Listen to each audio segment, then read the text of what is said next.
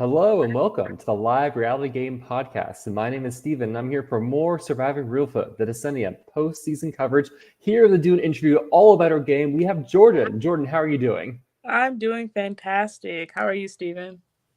I am doing well. You know, it's been a peaceful weekend. I am reaching the halfway point for your season. You are interview number 8. Carl will be interview number 9. So I'm getting a better and better picture of what happened. At least I know the pre-merge well now. Uh-huh. I How, think am I the last? No, I'm not the last pre-merge. I am so sorry. You are the last pre-merge I will be talking to, most likely. Oh, okay. Yeah, so you will kind of put the bookmark to how we understand the first 5 days of Surviving Reelfoot. Okay. Great. No pressure at all. So talk to me, how has your life been post Reelfoot? Busy. I will say that. As soon as I got back from Nashville, which I spent 11 hours in that airport after the show because I was trying to get home. But I was at home for like 2 days, and then I flew to Chicago for my friend's birthday, and I was down there for a while. Then I came back home, went to work for like 2 days, and then got COVID. And then I started summer school, so just a whole bunch of stuff. Sounds like you haven't had much time to kind of catch your breath. No, I did not have any time to catch my breath. Have you felt like you've been doing a good job kind of processing this season and everything that happened, or is that still an ongoing process for you? I thought that I was kind of like, after I was voted out and I was in the jury house or whatever, or the pre-jury house, I had kind of like processed everything, and I was fine with the game that I had played and stuff. And when I came home, I thought I was fine, and I started watching like the Facebook videos and stuff like that, and it just made me so angry, and I said I gotta put this down. And so I'm not fully like done processing it. I can still talk about it to this day and get angry about like the moves that I made and that certain people made, but it's a journey. It's gonna take a while. So is the anger directed both at yourself and others in terms of how people played? Yeah, and I'm not mad at anyone about what you did, because it's an individual game and you got to do what you got to do. Certain things I just didn't get closure with, and I just didn't understand, and that's why I was just like a little angry. But like, it is what it is. It's all a game. Well, given that there will be episodes, we don't have a lot of confessions right now, right? So hopefully these podcasts are helpful in kind of understand like what was going on behind the scenes, like what was driving people's actions. And I'm very interested to see these episodes and to understand why people did certain things. Is it mostly stuff that was happening while you were in the game, or the stuff that was happening in the merge? I mean, both. Both. Both, honestly, because when I was in the house after I was voted out, I didn't watch anything online. So I didn't know what was going on in the game because it was very early. And I know that I was going to want to like go back and see like what I did wrong and stuff like that. And so when people were getting voted out, I was just seeing them and like, whoa, Shauna, whoa, Trinica, like everything was just very shocking. So I'm very interested to see like why certain things happened. Like I didn't know about the Breakfast Club Alliance, until after the game was over and we did like the awards and stuff like that, and then listening to the podcast and stuff. So I guess we'll just jump ahead a lot. Like looking back your game, is it like are there like there key mistakes like why did I do this, or are there just a lot of small things? Because this is a game where there's a lot of decisions that compound upon each other. Honestly, like I love the game that I played. As many people know, like I came into the game very honest, and I told everybody like I've played Survival Challenge, and I was very honest about that because the LRG community, even though it's very big, it's very small at the same time. Everybody knows people, they've watched games, and I didn't want to lie and be like, oh no, I've never played a game, or I've never played with this person, And so me coming into the game, I was very proud of how I played because it was very different than SC. SC, I sort of played the same, but more under the radar. So I feel like people didn't understand my game at all in SC, especially if you're watching it just from the live streams. Once we finally released the episodes, I know we're working on it. then people will really understand like why I did things. And I was very strategic in SC, and the same in this game. I was just more vocal, and I wanted to make bigger moves and play this game for myself.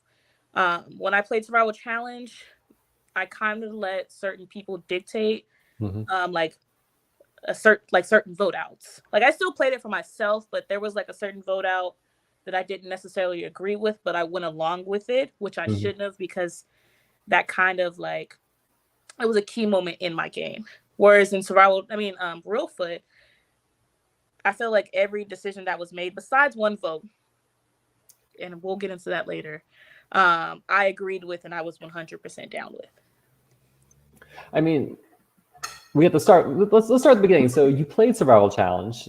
It's a very different style game from Reelfoot. You get 5th place, which is huge. You're talking someone who made 17th in Survival Challenge. So making jury, going deep, that's huge. Walk me through, your feelings post game and the desire. Then, like, when did you decide, like, I want to go play another game? So I played Survival Challenge in 2022. It has taken me 2 years to play another Survivor game. Survivor Challenge, once I was casted, and also, before I even get into that, a lot of people don't know this, but I was an alternate for Survival Challenge. Like, they didn't want me. But I was an alternate, and a lot of people didn't know that. But once I was casted, which was I think a month later, it wasn't too far along. Yeah. I started really preparing for that game. Like, I trained super hard to the point where I had ended up losing like 40 pounds within a few months. Yes. Wow, that's amazing. Yeah, I lost a lot of weight for that show because I never knew that LRGs existed. That was my very first one. And so I was like, this might be the only chance that I get to play Survivor. And so I'm going to go out with a bang, and I'm going to do everything in my power to make sure that I'm physically and mentally prepared. Dang it, I forgot the question. So, 2-year break between Survival Challenge and Reelfoot. What was the underlying cause for that break? Oh, all the preparation for the game was it was a lot. I had only eaten 1 meal a day for about a good solid 2 months preparing for the game. Yes, it was a lot. Wow. I practiced puzzles. I practiced my balances. My balance is god awful, and it was still awful. I worked out. Like, I did a lot just to prepare for that show. My friend would even go out and hide idols in my apartment, and I'd go out and look for them, and I'd practice making fires. Even though we're not supposed to make fires in my apartment, I had to practice making fires. Like, I did everything, just to prepare myself. And when I made it to 5th, once I got to 5th, I knew that I had a chance of winning. Like, I was this close, and I was like, Jhorden, you could actually win this game. And once I was voted out, I was so hurt, but like so happy and relieved at the same time, just to be done, And I think what caused the big break is, I just needed time to come back to reality and to not think that my friends are lying to me and scheming behind my back and stuff like that. So it just took a while. And once I was like, okay, Jhorden, I'm ready to play again. I actually had a friend who had played Reelfoot and had talked to me about it. And I was like, this sounds cool. And it's 8 days. Like, Survival Challenge it's 5, but it's kind of like 4. Because the first day is a half day and the last day is a half day. Yeah. So I was like, I really want to push myself for this 8-day game. And so that's what really pushed me to play Reelfoot. And then also just like the game itself, like the production that they put on, like everything that Amos and Pete and all them do, like they're so amazing. Like, I love the show that they put on. And so that's what really pushed me to apply for Reelfoot. So you apply for Reelfoot, you get cast. You just talked about this pretty incredible training regimen you went through for Survival Challenge. What did you do to prepare for Reelfoot? I didn't do it. I didn't do it, and oh my god, it was a mistake on my end, honestly. So I'm in college, and I'm also a full-time employee at my job, and I was casted in December, and I had just returned to work because I had tore my ACL last January. And so I was out of work for a whole year, and I was cast in December, and I also went back to work in December. So it was a lot for me. Yeah, it was a lot. I was in school full time, working full time. And so like training was really not like physically training wasn't like in my head. Like I wasn't worried about it. I did like mentally prepare for the game, you know. But besides like the physical aspect, oh God, it was so bad. I did not do it. I did not do it. And I'm so upset at myself because once I was out there, like I was fine with like the challenges and stuff like that we had, because I feel like I performed well, but I feel like I could have been better, and I wouldn't have been as exhausted playing the game also if I would have prepared for Reelfoot like I did Survival Challenge. So the people out there listening, you better prepare. Listen to Pete. Pete does not play when he says you're going to be walking a lot. You're walking like a solid, I felt like 20 miles a day. Because we'll definitely dig more into that exhaustion, because in your exit interview after you're voted out, when you're asked like, you know, your choice of redemption, the exhaustion is a huge factor in your decision at that point. Yes. So you didn't do any physical training. Was there any? Did you practice puzzles? Oh, of course. Okay. Of course, I practiced and I worked out, but I just didn't do as much as I did for Survival Challenge. But like I did puzzles a little bit more for Reelfoot than I did Survival Challenge, because puzzles are my downfall. I suck at puzzles. Like it's so awful. Like I feel like I'm on a kindergarten level at puzzles. But I practiced with that, and I also like made sure I was mentally prepared for this game, to mentally like to suffer, to know that I'm going to go out there and suffer and be cold or wet, and just be prepared for people to lie to me, because I hate when people lie to me in my day-to-day life. But just preparing myself for that, and like my emotions and everything. So did you have any strategy in mind coming into Reelfoot? No, because every game is different. I said I mean I kind of said that I wanted to play similar to how I did in Survival Challenge, but Survival Challenge I had a completely different cast than I had in Reelfoot. So no, there's one person in common. Oh, one person, but I didn't get to play with that one person. So Melanie, I love you, girl. But I just went in there. I knew that my social game was what was really going to help me in this game. And so I just really kind of stuck with that. That was the only strategy that I had going into it. Because like I said, you just never know like what you're going to get into. Did you have any concerns or fears coming into it? Not really. Like, well, yes and no. Two of my concerns were like people were gonna be scared of me because of the game that I played in Survival Challenge. But then also at the same time, like I felt like people didn't know the game that I played. Yeah. My podcast episode was never released. It will be eventually, but it was never released, so people didn't know. People didn't know what was going on behind the scenes, and you also didn't know what was happening, you know, in the game because the episodes aren't out. So like my placement kind of scared me a little bit because I was 5th, you know.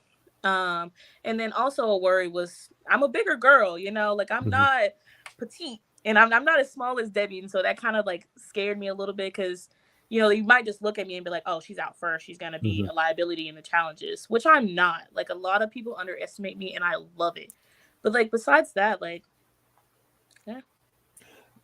Survival Challenge and Reelfoot, despite both being Survivor games, are very different in terms of pacing.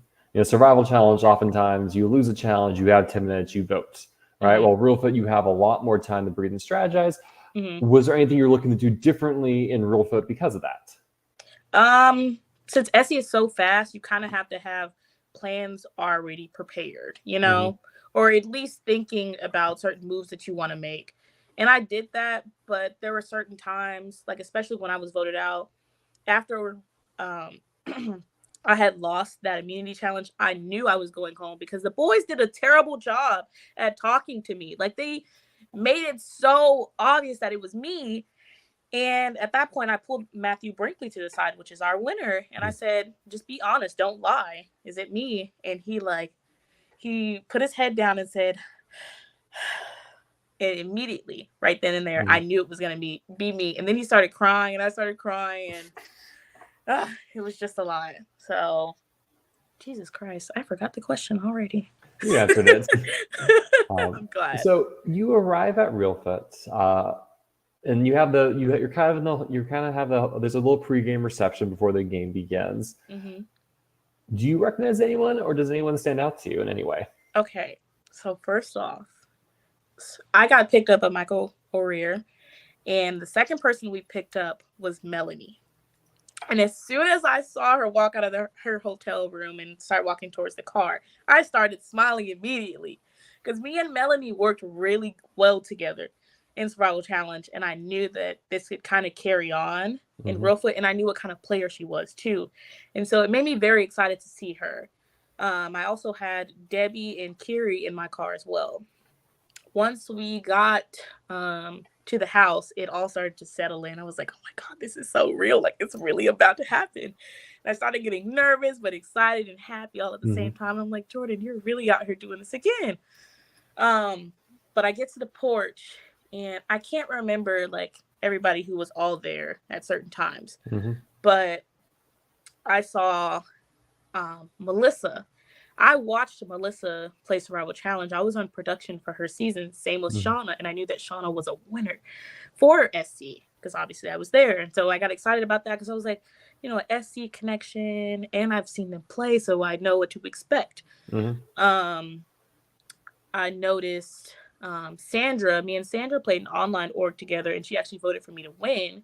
Me and her worked very well together in that game. And then I also watched her win Angelica. I watched online. Who else did I know? I recognized Tony. Me and Tony are Facebook friends. We were Facebook friends before the game, but I never had a conversation with him. We were just friends on Facebook. Carl, I was on production when he played an online organ, so I knew that Carl was gonna be crazy. I knew the kind of game that Carl was gonna play because I watched it. And so I recognized him, and I was like, "Ooh, I gotta make sure I'm on his good side because I don't want me being like on his bad side to be the reason I go home." Who else did I recognize? I feel like I recognized somebody else, but I can't think.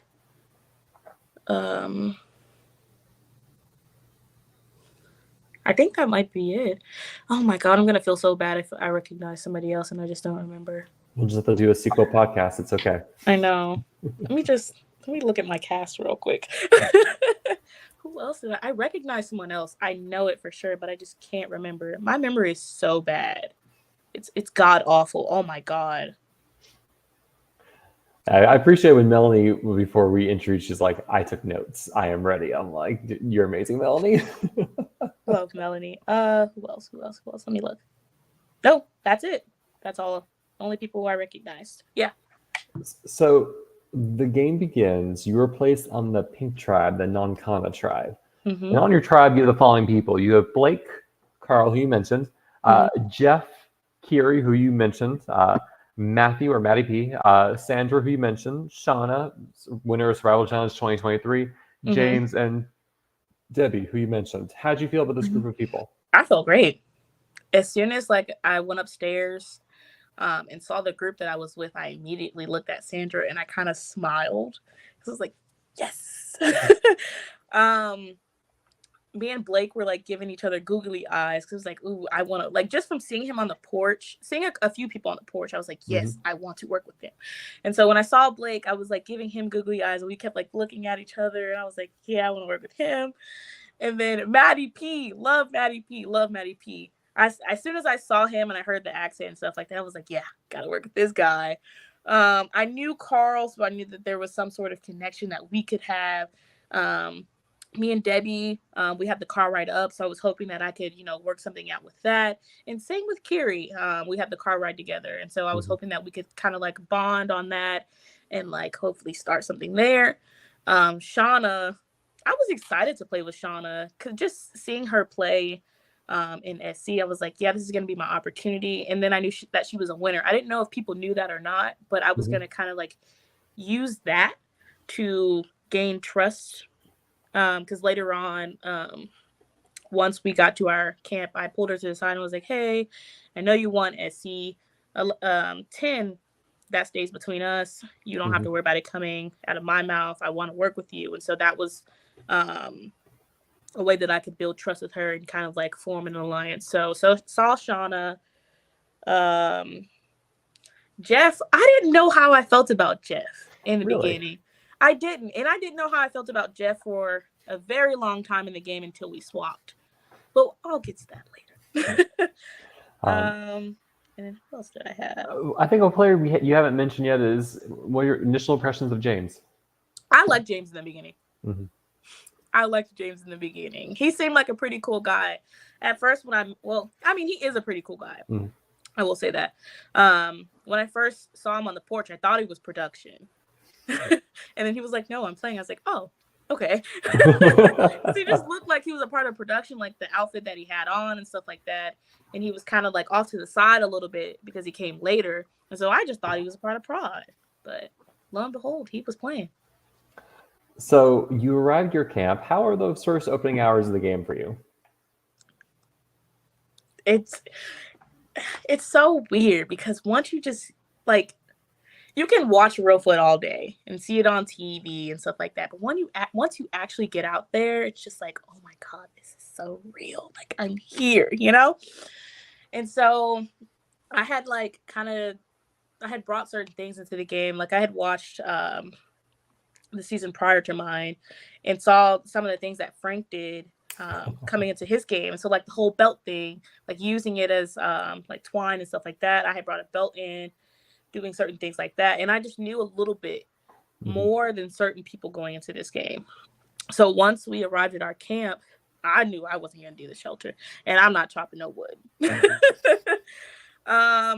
Doing stuff like that, I knew it was going to like take a lot of energy from you. And I needed as much as I could because I knew this game was going to be long. And I didn't want to tire myself out in the first day. I'm not crazy. And so I was like, okay, I'm going to work on, taking my belt apart so that we can use it to, build the shelter. Mm-hmm. And then once I finished doing that, chit-chatted a little bit. And then I was like, oh, I'm going to help with the fire. I know how to do a fire, but did I do it that entire game? No. Luckily, we had Shauna there. And so Shauna was like the fire master. Like she did everything. And I wasn't going to touch it. I'm like, girl, that's you. I'm not going to do it. But I'll help out. Like I'll get wood and I'll feed it, but I'm not making it. So I just kind of like floated around in the very beginning. Was there anyone that you were looking to have conversations with, or did you have any conversations that like result in like early alliances or early like ride or dies? So in the beginning, I had the chit chat with Shauna, and then I had basically the same talk with Sandra because I knew she wanted Angelica, and then we also played a game together, and so I kind of wanted to like speak with her and be like, I got you, girl. You don't have to worry about me. I really want to work with you, yada, yada, yada. I had a chat with James, and it was very brief. I could tell when we were like building the shelter and stuff like that he was going to be like a leader on our tribe. And so I was like, I got to get in with this guy in the beginning, And so I had a conversation with him and I was just like, I really like you.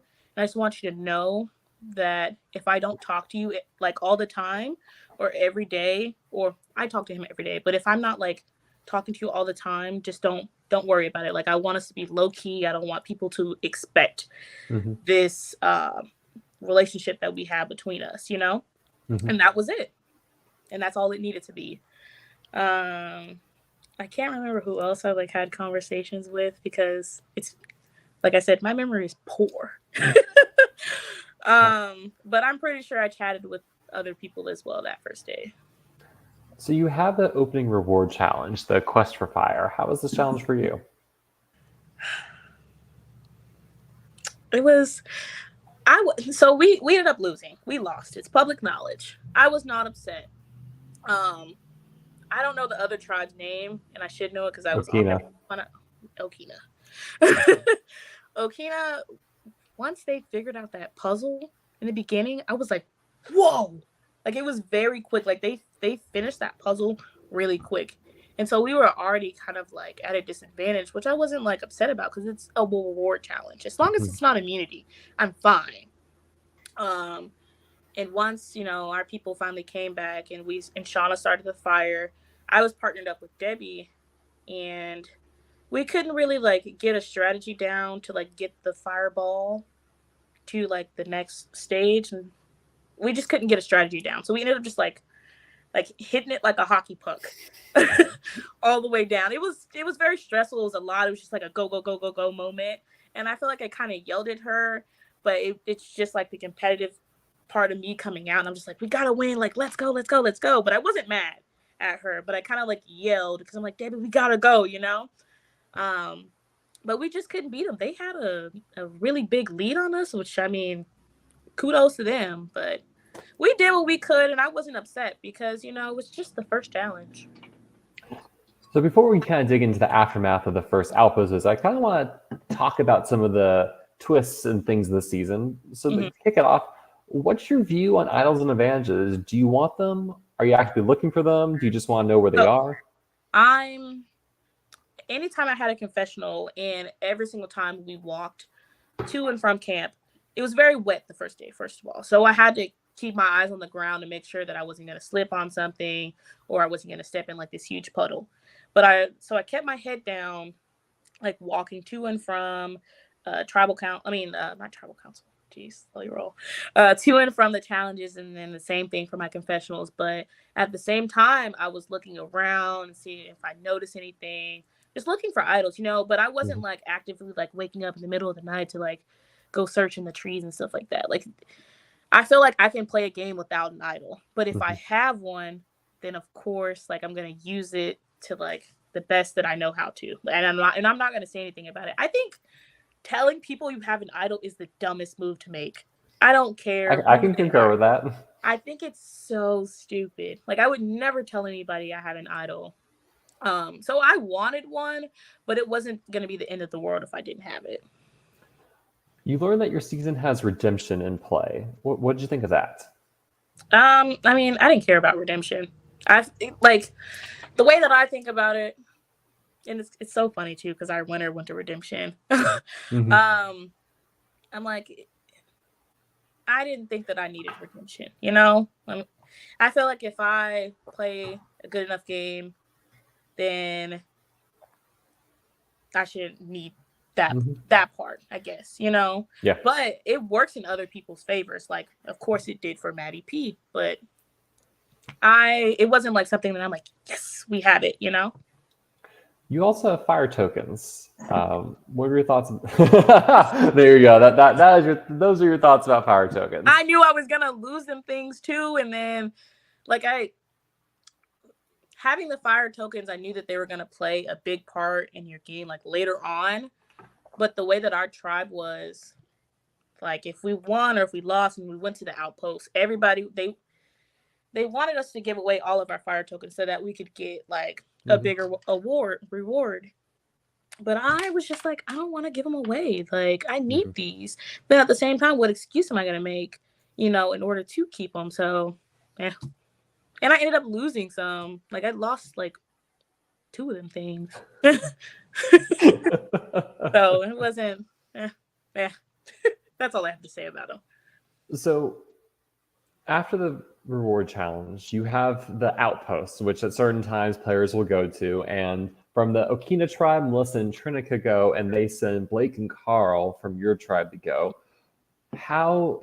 What happens when Blake and Carl return from the first outpost visit?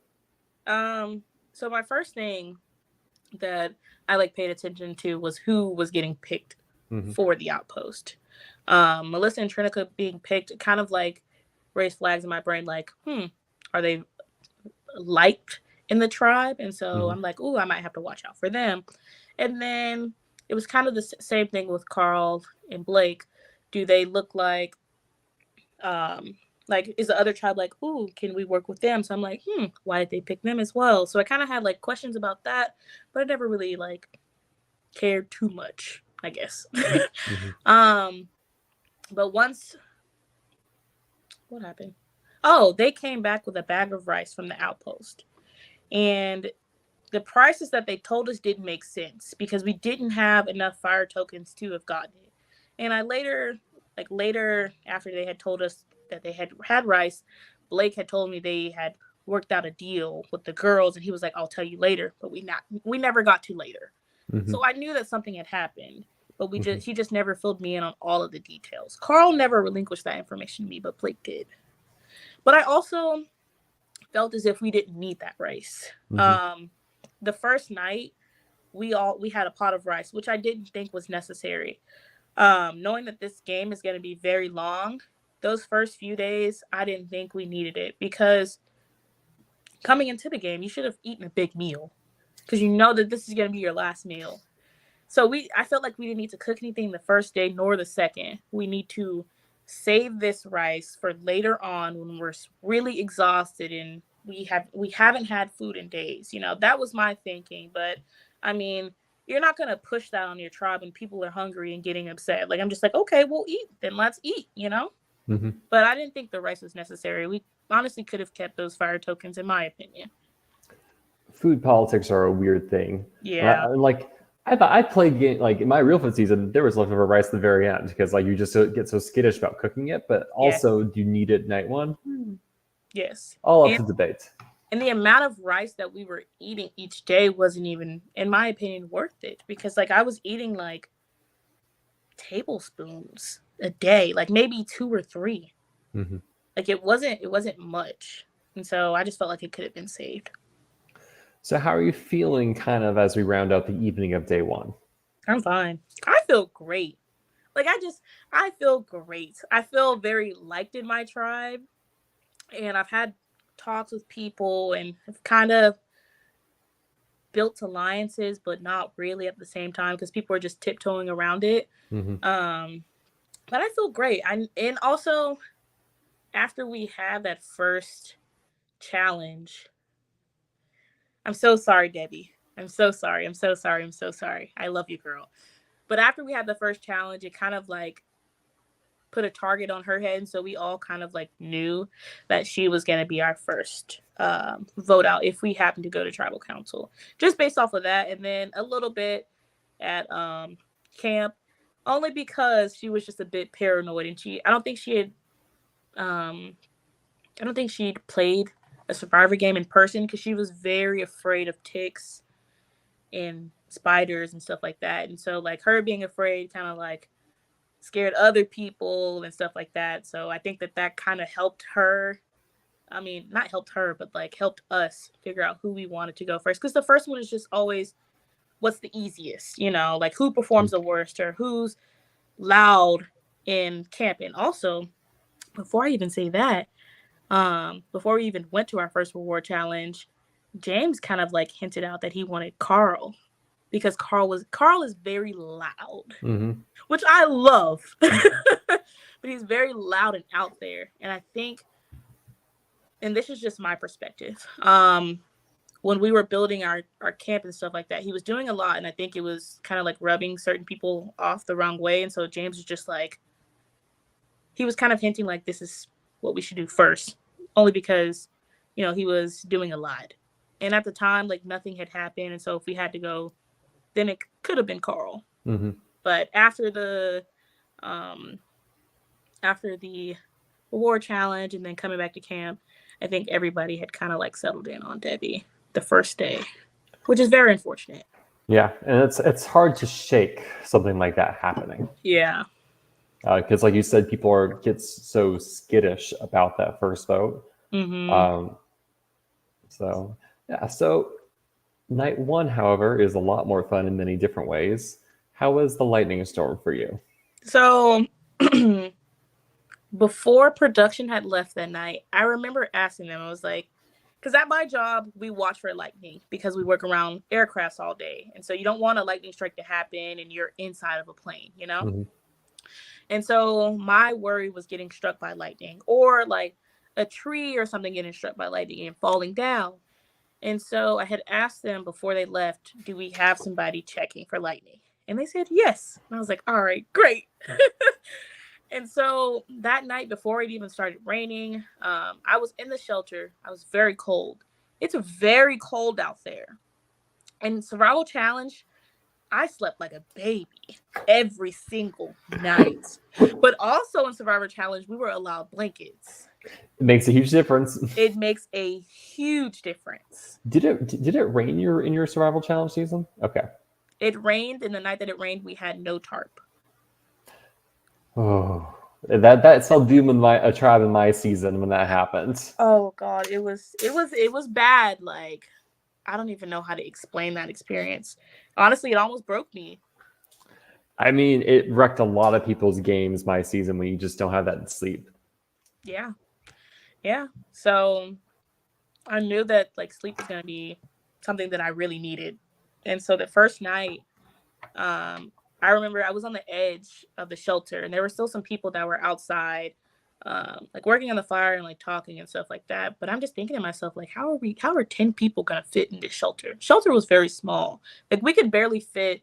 It felt like 6 of us in there. Mm-hmm. But I was on the edge, and I was trying so hard to go to bed. But I think the thought of like, I was scaring myself about this game. Like, I was like, Jhorden, why are you here? Like, you're suffering for no reason. Like, you can go home. Like, this isn't for $1 million. And so I was just in my head a lot, and it just made it very hard for me to go to bed. And I eventually never ended up going when we were out there. But I was just laying down there with my eyes closed for what it felt like hours, not going to bed.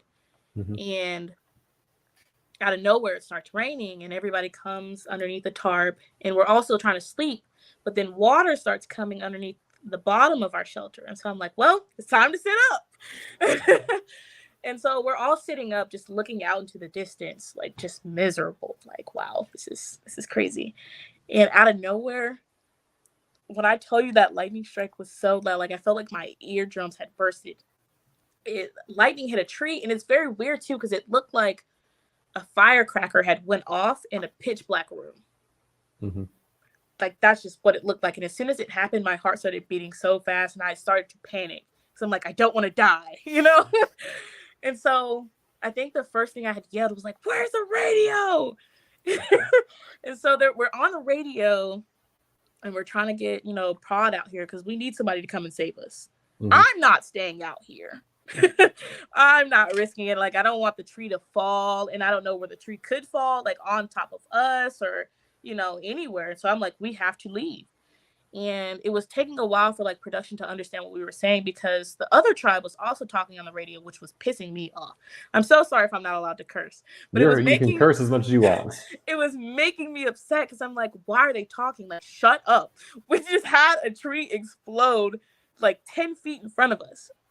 And so I'm like, I took the radio and I was like, we need to evacuate now. Come get us. And after I had said it, I knew it was Melanie, because I know Melanie's voice. And she was like, well, if they get to leave, then we should leave too. And it made me so mad, because I'm like, dude, be quiet. And I remember talking about this later, like, there was somebody on their tribe that had said that, but I didn't say who it was because I knew it was Mel, and I knew I wanted to work with her, and I wasn't going to, like, screw her over like that. Mm-hmm. But they finally like understand what we're trying to say, and I'm just like, you know what, I'm gonna leave. I took a flashlight, grabbed Debbie's hand, and me and her, I think we were in the front. We were running through the woods, and she was just like holding my hand the entire time, like, I don't want to die on my birthday. I'm like, Debbie, please stop. We're not gonna die. You'll be okay. And her freaking out was freaking me out, and I was just like, and I had to like comfort her, and I'm just like, girl, we're fine. Trust me, we're fine. Let's just go. And when I tell you we were running, I didn't care about anybody else. I didn't care about my bag, nothing. I just left. And I remember running, and we saw Parker, and he was just like, are you guys okay? He didn't have on like a hoodie or anything. He was just out there wet, just making sure that we were okay. And we finally get to the truck, and they bring us to the house, and we're all still like freaking out. And production's like, kind of like, they're taking care of us, but they're like, you guys are still sleeping outside at Survivor. And I was like, dang. And so the first night that we had on that porch, it was, to me, it was better. Not better. It was better like laying down wise, because you were laying on a flat surface, but it was very, very cold. Very cold the first night, and a lot of our clothes were soaked.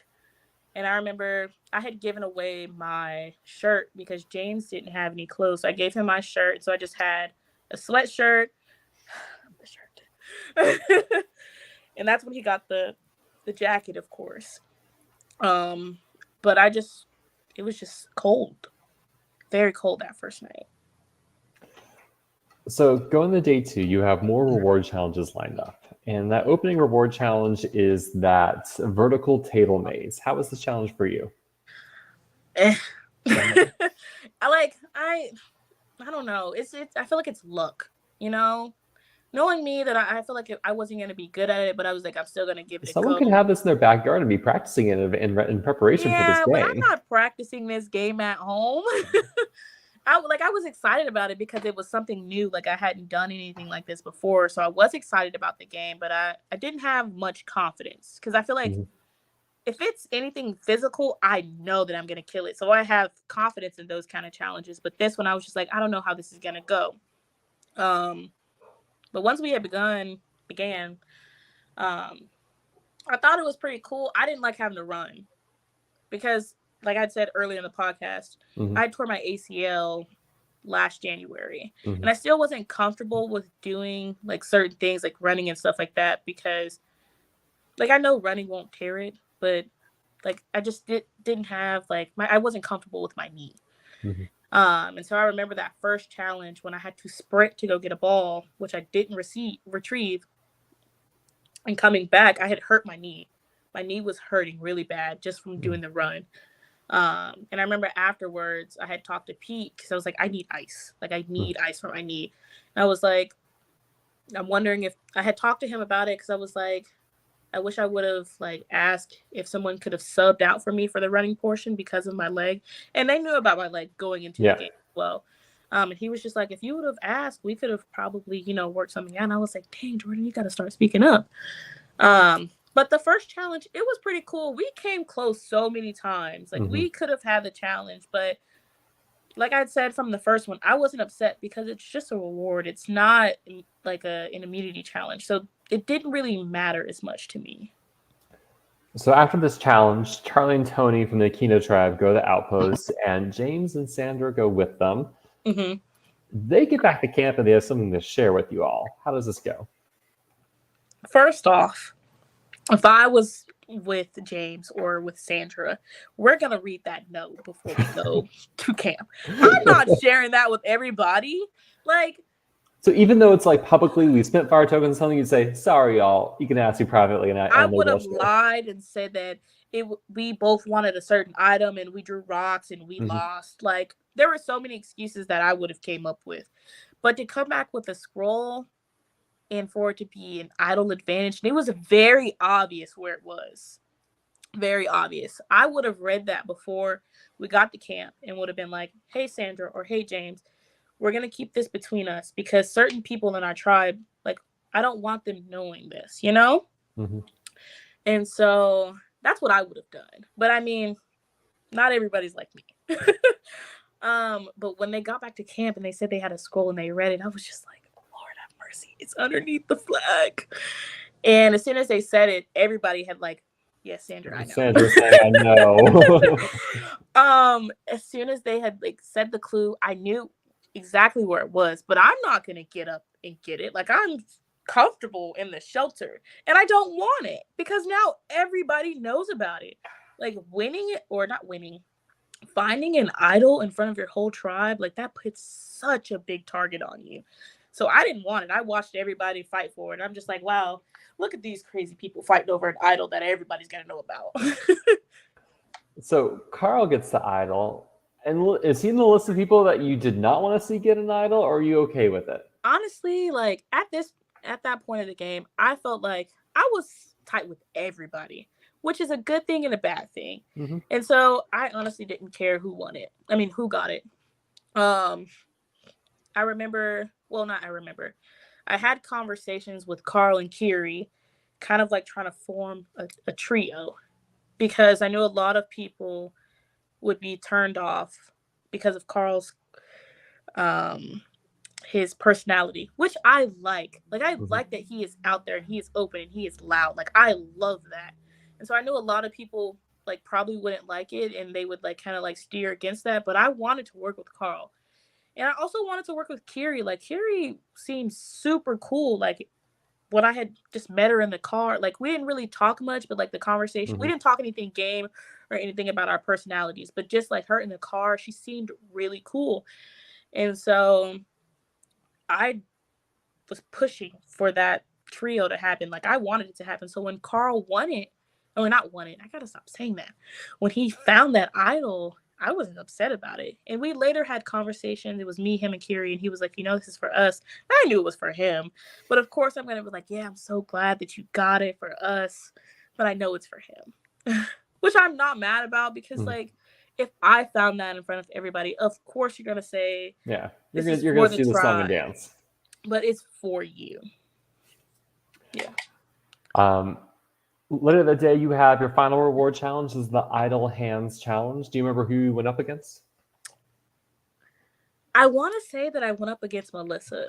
But the thing about that challenge was none of the girls wanted to go in the beginning. Like, if it was Melissa, which I believe it was, I remember her getting in, like, the arena or whatever. And all the girls, like, we were all just, like, looking at each other, like, who's gonna go? And I was just like, you know what? I'll go. Like, we're eventually gonna have to go. Like, I don't understand what we're scared about. And so I went, and I've never played that game before, and it kind of threw me off. And she got me good. I wasn't upset or anything because I took my eye off the prize, and she did what she needed to do.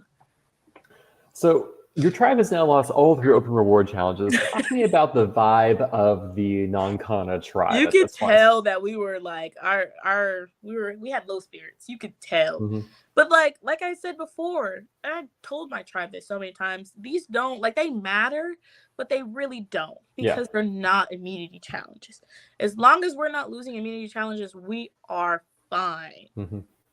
And that's what I kind of like had to say a lot, because also I had to say it a lot because you don't want to like keep the negativity around. Because if we do go into these immunity challenges, if we all feel like we're gonna lose, then of course we're gonna lose again, because you just don't have confidence going into those challenges. And so I kind of like talked us up, but at the same time we suck. And it didn't help that like later on we found out there was like a video that someone had made about how bad our tribe was. Oh, it's a fun video of just like it's a certain people in your tribe just complaining a lot about the state of your tribe, and I enjoy that video a lot. Yeah, that did not help with our tribe's confidence, and I'm so mad that they shared that with us. So at this point in time, you mentioned you're feeling tight with everyone. Who are you feeling tightest to, and what are the kind of alliances you're seeing form in your tribe? I think it was okay. Oh my god, it's so weird because the days are all just like blurred together, so I can't tell you exactly what happened certain days. Yeah, this is before you lose that first immunity challenge. If you put yourself back in those shoes, I want to say that the first day I knew I wanted to work. I wanted to work with James. I really did, but I think the second day was really when I was just like, I don't know. Like, I don't know. Just like his attitude in camp. And then I think that's really what was getting me, was the attitude in camp. Like I like James as a person. Like I love him. And I had talked to him about his game afterwards, when he was out and I was out. But it was just like how he spoke to people sometimes. And so I was like, I don't think I want to work with this person anymore. So it kind of shifted. I knew I really wanted to work with Shauna and Sandra. And I think that's when I really shifted all my focus mostly on those two. And I also had like the other people that I wanted to work with as well. Like I wanted to work with Maddie P. I wanted to work with Carl and Kiri because I like Carl and Kiri. I also wanted to have a relationship with Debbie because I felt like, in a way, people weren't having like those conversations with her, like strategizing and stuff like that. And I didn't want her to feel like alone, because I felt that way in the game before, and it's not fun. And so I wanted to make sure that she knew that I was there for her, and that if she needed anything, or, if she wanted to make a move, that I would do it with her if she had the power, which at that point in time, she didn't, which sucked. But like, I wanted her to know that I was there for her. Mm-hmm. Blake and James are kind of like their own thing, which I'll talk about later. I'll talk about that later. We've talked about Debbie, kind of her name is being thrown out and circled around as that first boot. Is there anyone else you're kind of thinking like, maybe I'd like to have this person be the first boot instead? James. Would that been your maybe ideal first boot at that point? Okay. I think since everyone had their eyes on Debbie, it was really mostly like the first 2 days that everyone had their eyes on Debbie. Mm-hmm. The day that we lost when did we lose? Yeah, so let's talk about that. So end of day 2, you have your first immunity challenge. This is the kayaking event that ends with the fish puzzle. Mm-hmm. A boat is slipped to early on, and you all never able to really get back that lead. How was this challenge, though, for you personally? God. Jesus Christ. Well, the memories are coming back. Oh, God. I didn't have high hopes about this game for me personally. I've canoed before, and I didn't like it because I don't like the rocking of the boat and stuff like that. Feeling like I can tip in. I can swim very well, but I was just very scared. Mm-hmm. And finding out that we all had to go, I was kind of like freaking out inside, but I didn't want to like show that to my tribe, But I was just like, guys, I've canoed, I've never kayaked, I don't feel comfortable, but I'll do what I need to do to help, And I remember waiting at the bottom and just like freaking out, like, oh my God, I have to do this. And to some people, kayaking is just such a simple task, but I was scared because I didn't want to fall in the water and like ruin it for my tribe, And so I didn't know the order. I didn't know what we were doing. I was just like, just tell me what I have to go do and I'll do it. And James ended up being the first person. And as soon as he got out there, it felt like he had like done a few strokes and then fell in the water. And I was just like, no. The competitor inside me was like, no. And he did what he could to try to, make up for it. But once the boat started sinking and all the water started getting into it, I think we all just knew that we weren't going to win after that. And whenever he came back, he was very upset.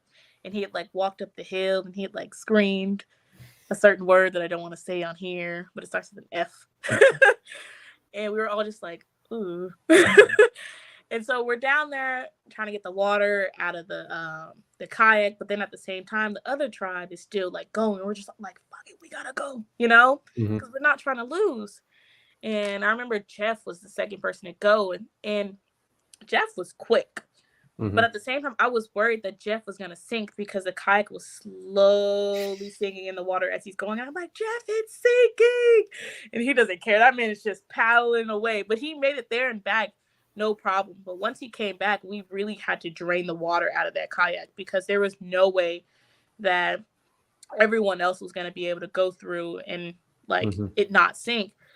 And I remember when it was my turn, I was so scared, but I was like, thank you, James, for also flipping over this kayak, because this is telling me that I don't need to go as hard because I don't want to flip it over. And so I went, and I was actually supposed to go to the first platform, but I felt comfortable enough to go to the second one. And so I was like, you know what, screw it. I'm going to go to the second platform. And so I felt really good about myself in that challenge. Like I did something that I was scared to do, and I did it well. But after I went up to the hill because I was like, I'll see y'all up there because I'm not running up this steep hill with a bad knee. And so I was just up there watching the other team finish the kayaking part and then come up and also complete the puzzle. And one thing I will say about the kayaking challenge, whenever I had first gotten in the water, I don't know who was down there with me, but I think I almost hit somebody in the head or in the face, but I didn't care. Oh no. I was like, move out of my way. Because I didn't know how to use the kayak, and like I'm not gonna like try to move out of the way to like avoid them. So you got to get out of my way, you're gonna get hit. But like after I had won, I just stayed at the top of the hill, and I kind of like got to watch them work on the puzzle, but also like watch my tribe. And I had to like yell every once in a while, like, guys, they're still working on it. We're still in it. And I felt as if we had a chance when I was up there, because it seemed like they were struggling a little bit. And then as we started to come up the hill, they started picking up a lot more. And I was just like, dang. But yeah, that was the challenge. Oh, God. Danny can confirm that you were yelling very quite hard. Oh, God. I was yelling. Oh, God. Okay, so now, so you lose this first challenge, and now let's kind of dig into the strategy stuff we've been beating around. When at least we're talking to Shauna, it sounds like things were very straightforward in terms of this round, but there may have been some planning for the following votes at work, perhaps. So the thing about the first vote out was the night prior. Okay, now things are starting to come back. The night prior, yes, I had a conversation with Matty P, and he pitched James really hard. And I 100% agreed with everything that he was saying, because during the game, James is very like direct and demanding. And a lot of people didn't like the way that he spoke to them, because it was as if he was like talking down to them in the game. And Matty P kind of felt that, and he didn't like it, and I didn't like it either. But whenever you're playing this game, I felt as if at that time James had a lot of people that he was working with, so I could voice that opinion, But once I started to figure out that a lot of people felt the same way as me, I actually started to have those conversations. And I had talked to Matty, and Matty P actually started crying, because that's how much he wanted James out at that time. And I was just like, dude, no, I understand. Like, I 100% want to do it as well, but I also have to make sure that, the other people that I'm working with want to do it as well. And when we finished that conversation, I had told him, I was like, I'll do it. Like, I want to do it. And then I had a conversation with, I can't remember who I had it with. I think it was Sandra and Jeff or Shauna. I can't remember. But I had that conversation with them, and they had felt the same way about getting rid of James. But we had all like came to the conclusion that we couldn't do it that round, because we didn't know how tight Carl and James were, and we didn't want to like burn that bridge the first vote out. Yeah. And later on, realizing that it wasn't as tight as we thought, we didn't want to, mess up that relationship with Carl and Curie as well. And so we were just like, we're gonna do Debbie for tribe strength. And I didn't want to do it. Like, keeping both of them played a role in my game. Like, I felt like I could work with Debbie, and I felt like Debbie would really want to work with me. And so I didn't mind her staying in.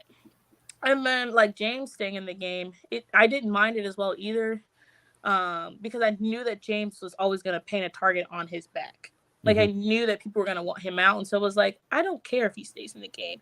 But at the same time, like, I was just like, this guy's got to go. Because it was interesting, from talking to James, he was pitching like, he felt like there was a 5. It was him, Blake, you, Sandra, and Jeff were the core 5 of the tribe.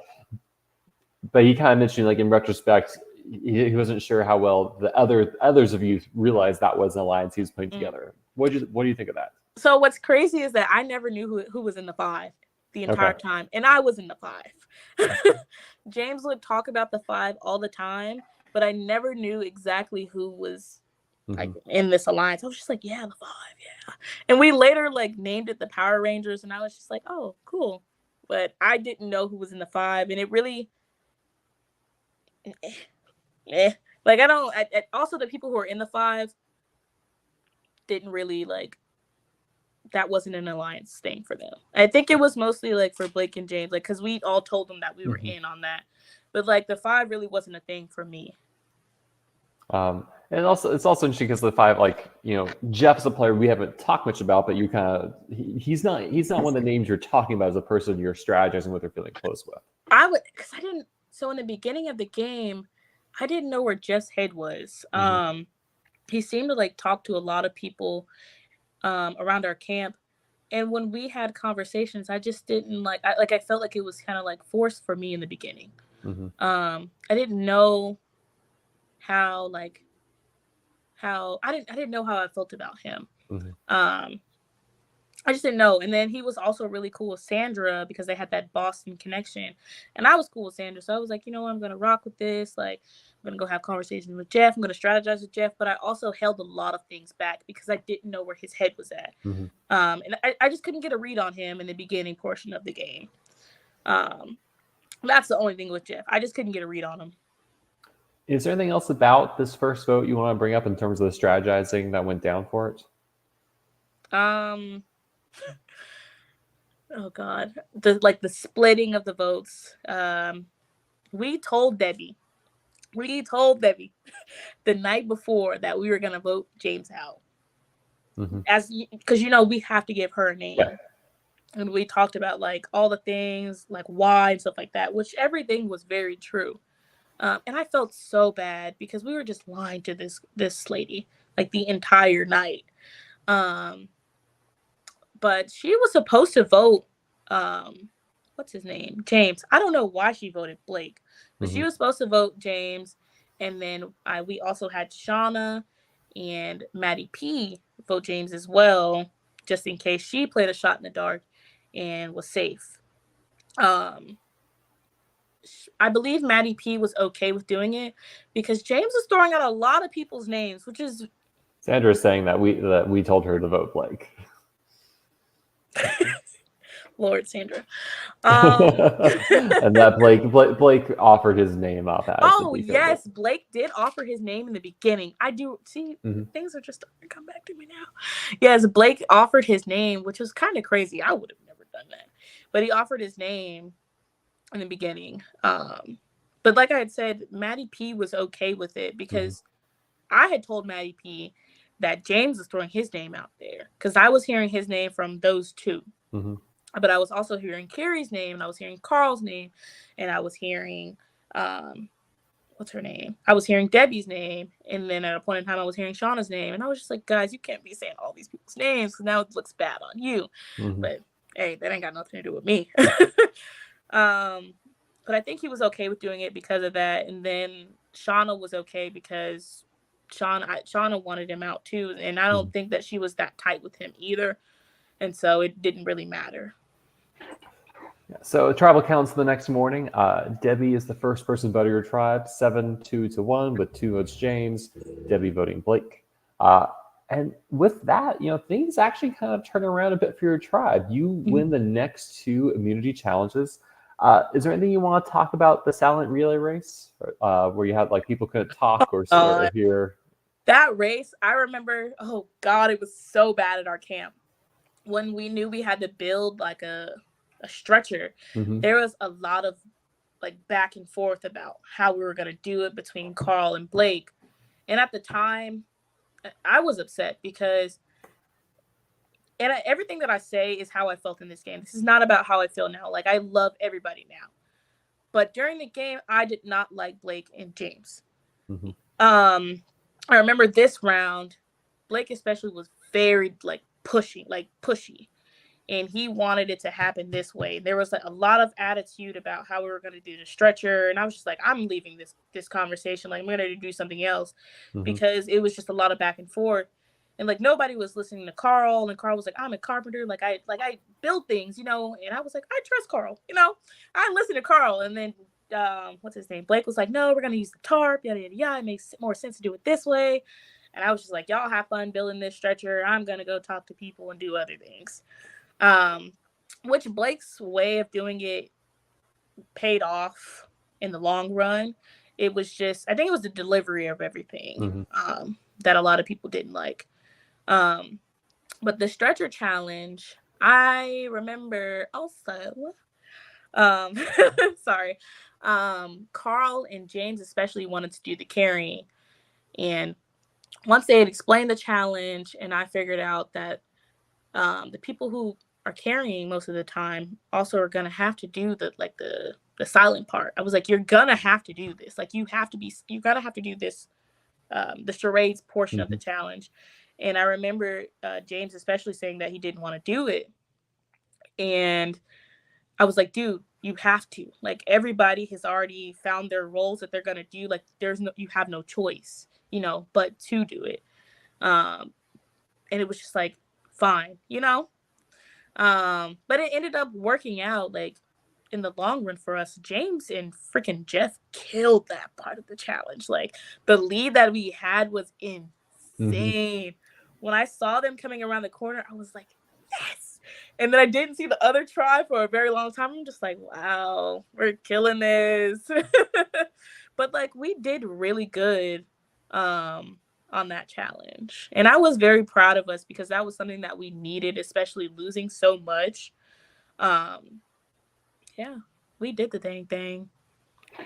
The next mini challenge you win is the Steal the Bacon challenge, and we have to talk about a you versus Trinica matchup because that must have been really taxing to go through.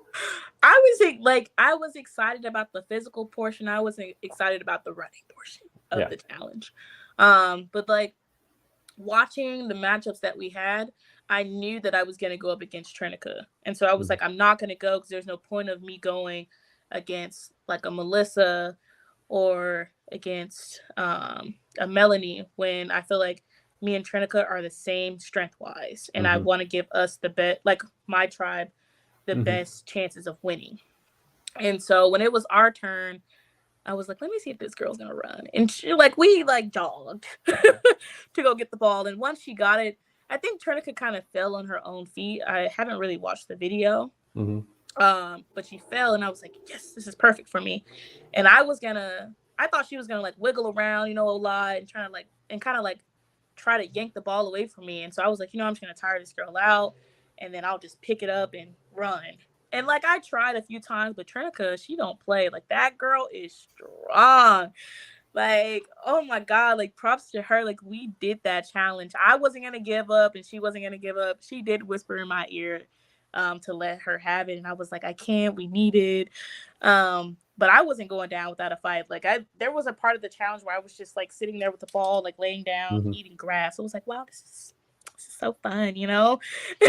I got Trinica like stripped me down with my shoes and like put my leg almost in like a figure four lock. Like, it was a lot going on, but like, we weren't giving up. And it was such an epic battle. It was so much fun. Like, I love challenges like that because I know I'm strong, but she was strong too. And so it was an epic battle. During the time when you win these two mini challenges, is there much strategizing or anything going on back at camp?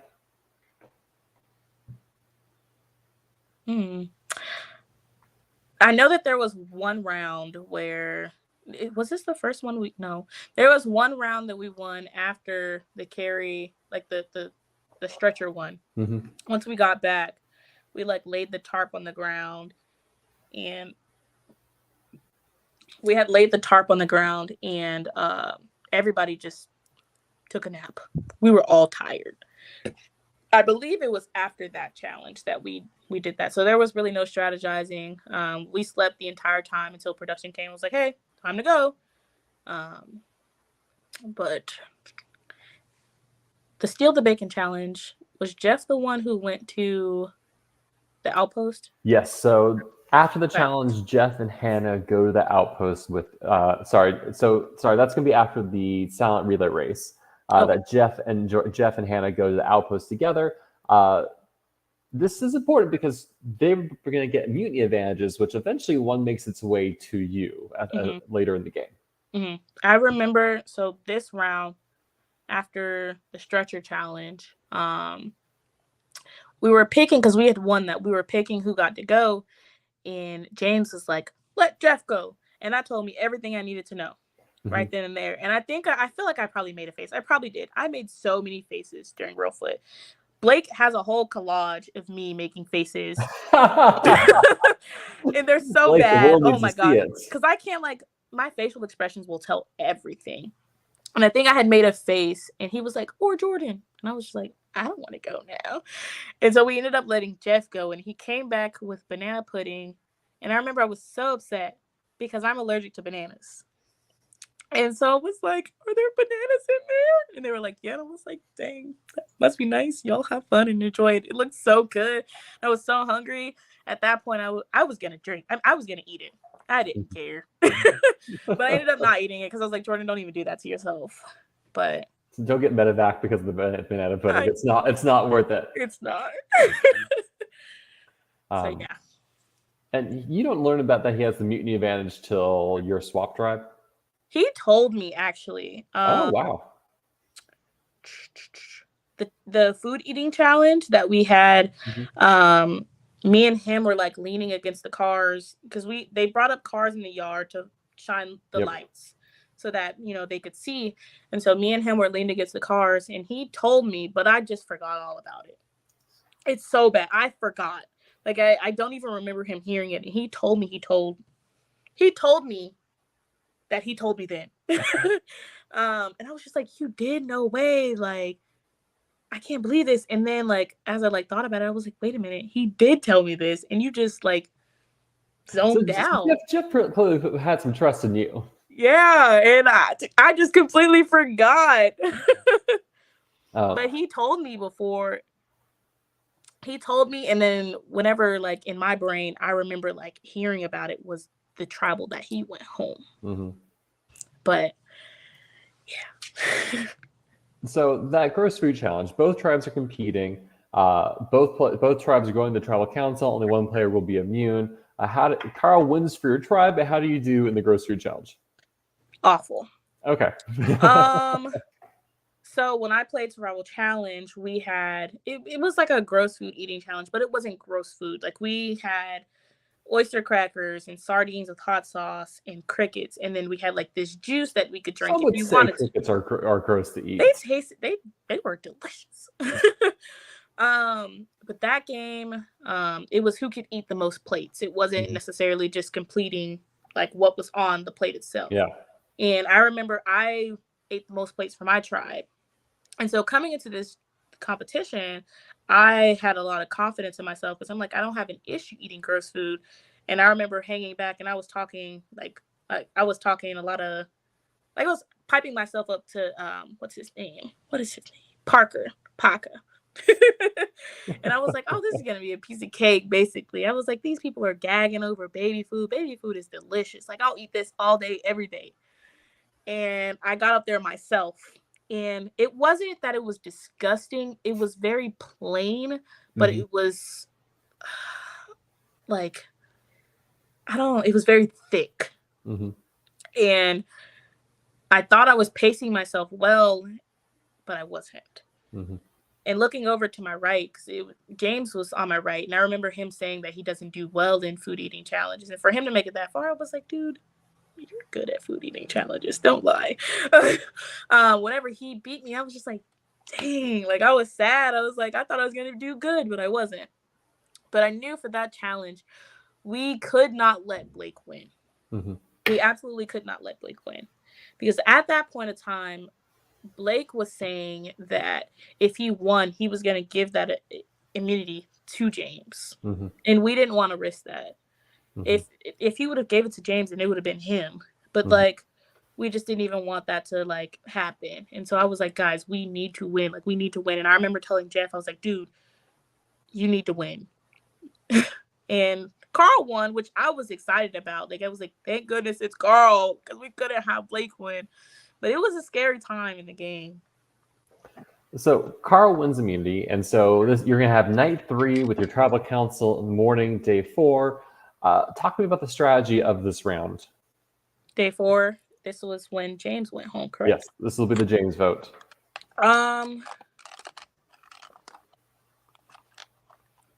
Everybody, we were all under the same understanding that it was going to be him. So after the Debbie vote, when Blake caught 1 vote and then James caught 2. Blake wasn't really upset. It was more of James. As soon as we left out of tribal council, you could tell that he was like a bit frustrated about like why he got 2 votes, especially this early. And I remember telling him, I was like, it wasn't me. Like, I literally wrote Debbie with a little heart, and I wasn't lying. Like, I wrote Debbie, but I also knew who voted for him, but I wasn't gonna snitch. I wasn't gonna say anything. But he was trying to get down to the bottom of who wrote his name down. And it kind of like put an even bigger target on him. When we were back at camp, I was having a conversation with him. And I remember Shauna, Jeff and Sandra having a conversation across our shelter, and James literally told me, "Hey, go over there and see what they're talking about." And as I'm walking over there, I'm smiling and I'm laughing because I'm like, this man really just sent me over there to go spy on them. Like, I'm one of his worker bees. I was just like, wow, this dude is crazy. And so I get over there. I'm like, so guys, James just sent me over here to come spy on you guys and see what you're talking about. And they kind of like laughed it off a little bit, but not like they didn't do too much because James was watching, obviously. But I had that conversation with them, and then I talked to Shauna, and then I like went over there and told him what they were talking about, even though like it wasn't what they were talking about. So I was kind of like playing a double agent, which was fun, but at the same time, it was a lot of work. James really had a lot of trust in me. I noticed that throughout the game because he would pull me in on conversations with him and like Maddie P. There was a conversation that those two had, and he was like, "Hey, Jhorden, come." And I was like, "Okay." I didn't say anything the entire conversation. It was mostly just them two, and I was just there to observe. But it was just basically, did you write my name down? And Maddie P was just like, "I'm not going to lie to you. I did." And James just like, "It's okay. Let's, build some sort of trust from here and move on from it." Even though I don't think that's how he really felt, but you got to say those kind of things in the game. Yeah. He pulled me in on a conversation that he had with Carl about, and this is the second round that we lost. He pulled me in on a conversation with Carl, basically saying, like, how do you feel about getting rid of Kiri? And Carl shut that down quick, which I loved that for Carl because Kiri was his number one in the game. I think all of us knew. And once James pitched Kiri to him, he was like, "No, it's not happening." I was like, "Okay, Carl, go off." And James was like, "Well, what about Melissa? I mean, not Melissa. What about Shauna?" And he was like, "I can't vote out Minnesota." He was like, "I can't do it." And I don't remember the name that we settled on, but I was like, dang, I love that for Carl. Like he wasn't playing any games about his girls. Like those were his girls, and he was not voting them out. He was not entertaining it. I was entertaining a lot of things in the game, but I kind of had to in a way, because I was in the middle. I was in a kind of tricky spot. Like if we had lost 2 more challenges, then I would have been sort of kind of screwed, but it never really happened. So let's just hypothetical, right? So James goes out here. I assume you lose the next one. Is Blake the easy vote, or is there more to it? I believe it would have been Blake, because also a lot of people. So we were scared to tell Blake that we were voting James because we didn't know what he was going to do, and he had also like talked a lot in the game about if he was voted out, how he was going to burn the rice, burn the tarp, burn our clothes. And so I think a lot of people were just like, oh, like this guy's going to have to go, And I kind of used that to my advantage whenever I had swapped back to non-Kana. But I believe it would have been Blake. And then after that, that's really when it would have been tricky because I was in an alliance with Carl and Kiri. I was in Shauna, and Sandra had a really tight alliance, and that was like my number one alliance. Like I wanted to go to the final 3 with those 2 women. I was also working with Jeff, and then I was working with Maddie P as well. So it would have just been a sticky situation. And then Carl had the idol too. Which, yeah. It would have been sticky. Anything else about the James vote you want to bring up? I feel like there's something that I should say, but I can't. Oh, I do want to say that at this point in time in the game, we had already made up our minds that James is going to be next, but this didn't help. There was one night where Shauna just, she had a breakdown because, we had to avoid her the whole day. And I felt so bad because I wanted to talk to Shauna so many times in the game, but I knew that I had to like stay face for James. Like I didn't want to like always be in her face because then it'd be like, oh, they're working together. Shauna and Sandra were my number ones at that time, but I couldn't show that Shauna was my number one because James wanted her out. Mm-hmm. And so I kind of like had to ignore her, which I felt so bad about because I wanted to talk to her. You know, I wanted to get to know her more, but I didn't want to put a target on our back. And she just had like a breakdown. She started crying, and it kind of like, it made me really sad because I'm just like, I don't want you to feel like this. I just want you to know that this is temporary. Mm-hmm. Once James is voted out, then, you know, we can start hanging out and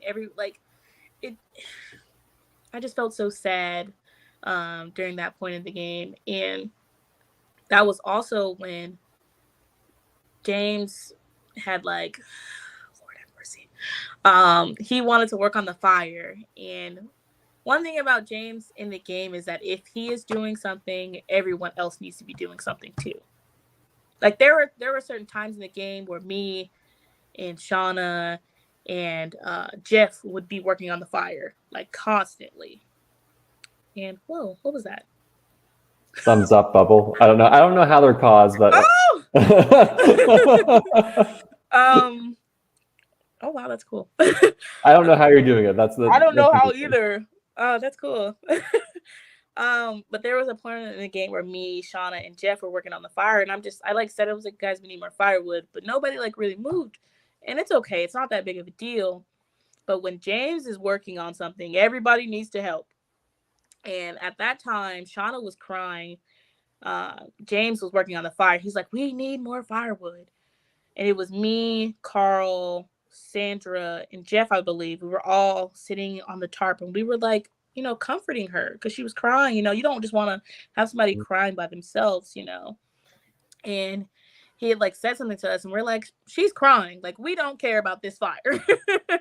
And so I think that didn't help his game at all either, because it kind of like turned me off, because I'm like, dude, like, you see that this woman is having like, you know, a breakdown, you know, because she's a lot going on. And for you to say that, it kind of like rubbed me the wrong way, I guess. But I love you, James. I love you so much. Everything that I'm saying is how I felt in the game. So, anything else about this initial drive we want to talk to before we get to the swap? I felt like I was in such a great spot. I didn't want to swap. I did not want to swap. But swap you did. Now, what is nice with the swap is looking at your new tribe, you swapped to the Okina tribe, Okina 2.0. You swap with Jeff, Maddie P, and Carl from your original tribe, and you have Trinica, Melissa, and Ethan from the Okina tribe with you as well. Now, before we break down this tribe, who would you have wanted to swap with from your original pink tribe? Shauna, Maddie P, and Jeff. So really, you did not Carl, but Sandra, but Shauna. But because me and Shauna kind of like had the relationship where I felt like I could say anything to her, and it was the exact same thing with Sandra. But I knew that Sandra could hold her own, and so that's why I didn't say her, because I would rather have Sandra at the Annan Kana, you know, to collect more information, you know, and just like help our alliance, you know, in a way. Because I know that, and same for Shauna. Shauna could hold her own as well. Either or on Okina 2.0 would have been best. But I didn't mind the split either, because I felt like everybody that was there, I was working with, and that would have been okay. Well, so looking at this tribe, right? If you look just by original tribe, you have an easy majority of 4-3. How are you feeling overall on this tribe? It sucked. It sucked so much, because going into the game, I saw Melissa play Survival Challenge, and so I was like, I want to work with Melissa. Ethan, I didn't really have a conversation with Ethan, but he seemed like a nice guy. Like, I was like, oh, I like Ethan. And then Trinica, I didn't want to have a conversation with her, because I just had a feeling that if I did, I was really going to bond with her. But as soon as we got to camp, it was very obvious that it was a 4-3 split. And so I was just, I kind of felt weird, because I'm like, I know that I'm in like a power position in the game, you know? And I felt bad for the 3, because in my head at the time, I'm like, our 4 non-con are staying strong. Mm-hmm. And so I really felt bad for the 3 because it's just like there's nothing that they can do, you know? Mm-hmm. But I had the first person I had a conversation with was Melissa. And I had told her, I was like, hey, like, I want to work with you. I will never write your name down. Like, you are okay in my book. And I was very honest. Like, that is really how I felt. Because at the time, I really wanted Trinica out. Mm-hmm. And I knew that I was in a position to where if I wanted her out, it could have happened. Mm-hmm. And so I was very honest to Melissa about that. Like, I was like, I can't tell you what's going on because I myself don't even know what's going on because all of us hadn't really had a conversation together. Mm-hmm. But I got you. Mm-hmm. And I was not lying. I was telling the truth, Melissa. And I never really had like a one-on-one that I can remember with Ethan. But I knew that Maddie P and Ethan were close because they were both Aussies and they had both played a game together. Mm-hmm. And then it was Trinica. And I did want to have a conversation with her, like I said, because I knew that I would bond with her. And after we had lost that challenge, I was like, gosh, this sucks because like I like our group and I don't want to have to go to tribal council, you know? And I remember someone had told me that Trinica was crying and I was just like, oh my God, no, I don't like this. And so I had a conversation with her, and as soon as I had it my whole, like, everything that I thought of her and like wanted to do just changed, because my perspective was that she was a puzzle beast because she was the one who did the opening puzzle with Danny. Yeah. And so I thought that, you know, she had done it and everybody else on my tribe had thought the same. And so I was like, this girl is like me. She is super social, strategic, physical. But the difference between us two is that she's good at puzzles. And that's my downfall. So I was like, she has to go. And after I had that conversation, I was just like, oh, no, I can't do this, you know. But we only had 3 choices to pick from at the time because I would have flipped. Mm-hmm. But I didn't want to be the first person to do it. And then I also didn't want to do it. And then everybody else in my tribe like looked at me like, why would she do that, you know? So I was just like, crap, I don't know what to do. And me, Jeff, Maddie P and Carl all had a conversation. And wait, let me rewind. Let me come back. Sorry, I'm moving too far ahead because I'm forgetting key moments that happened. I had a conversation with Jeff. I think it was after we had lost, and it was just me and him. And I never said that I wanted to quit, but I said, Jeff, I need a pep talk because we're at day 4. I am exhausted. Like, I am tired. Like, my tank is almost on E. And so I'm like, I'm not saying that I'm quitting or anything like that, but I just need you to give me a pep talk. And he gave me that pep talk. And after that had happened, that made Jeff's value in my head shoot up. Like, it was like, Jeff, I love Jeff. Like, this is my guy, you know? Like, Jeff was my number 1, especially on that tribe at that time. And I had that conversation with him and I felt much better because he just basically, you know, like hyped me up. And that's really what I needed, was someone to like hype me up, essentially. And it also kind of sucked after we had lost that Carl and Maddie P were the ones who went to the outpost. Yes, they went. Yes. So Carl and Maddie P go with Jhorden and Shauna. Yeah, it sucked because we needed them 2 there because I didn't want to like make up a plan without them there because I didn't want them to think that me and Jeff were running things. And that was an issue that we had with Blake and James, is that Blake and James would strategize with each other and not with the group of 5 that we had. It was as if, you know, they came up with a plan and they're telling us what to do. And that was also something that I didn't like when like I was trying to work with them too. It's like, I don't want to be told what to do. I want to be included when you guys are making plans. And so that was like something that also turned me off against them too. And so whenever they were gone, me and Jeff were just like, well, we can't really do much because they're not here. At least that's what I was thinking. And I couldn't give a name to anybody. Like, I couldn't say anything. So I'm just like, I don't know what to do. So the boys came back, and Trinica's name was actually the first name to come up. And I had shot it down because like, I can't do it. Can't do tourniquet. Like, I can't do it. Because I just had this conversation with her and I really, really like her, really, really want to work with her. Like, I know that there's a relationship there and I can work with her.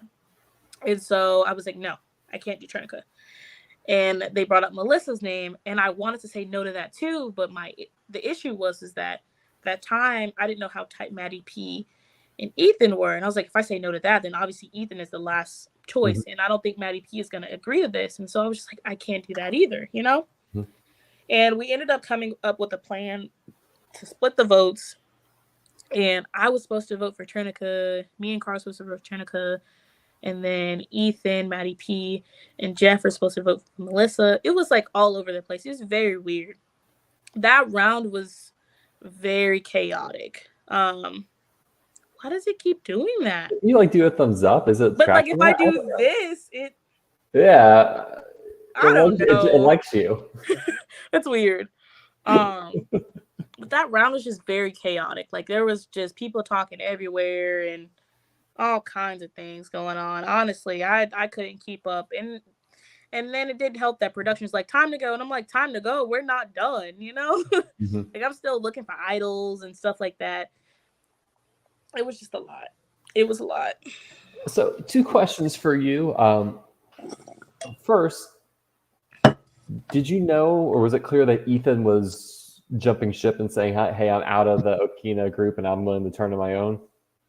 It wasn't obvious to me because I had never had a real conversation with Ethan, especially one-on-one. So I didn't know.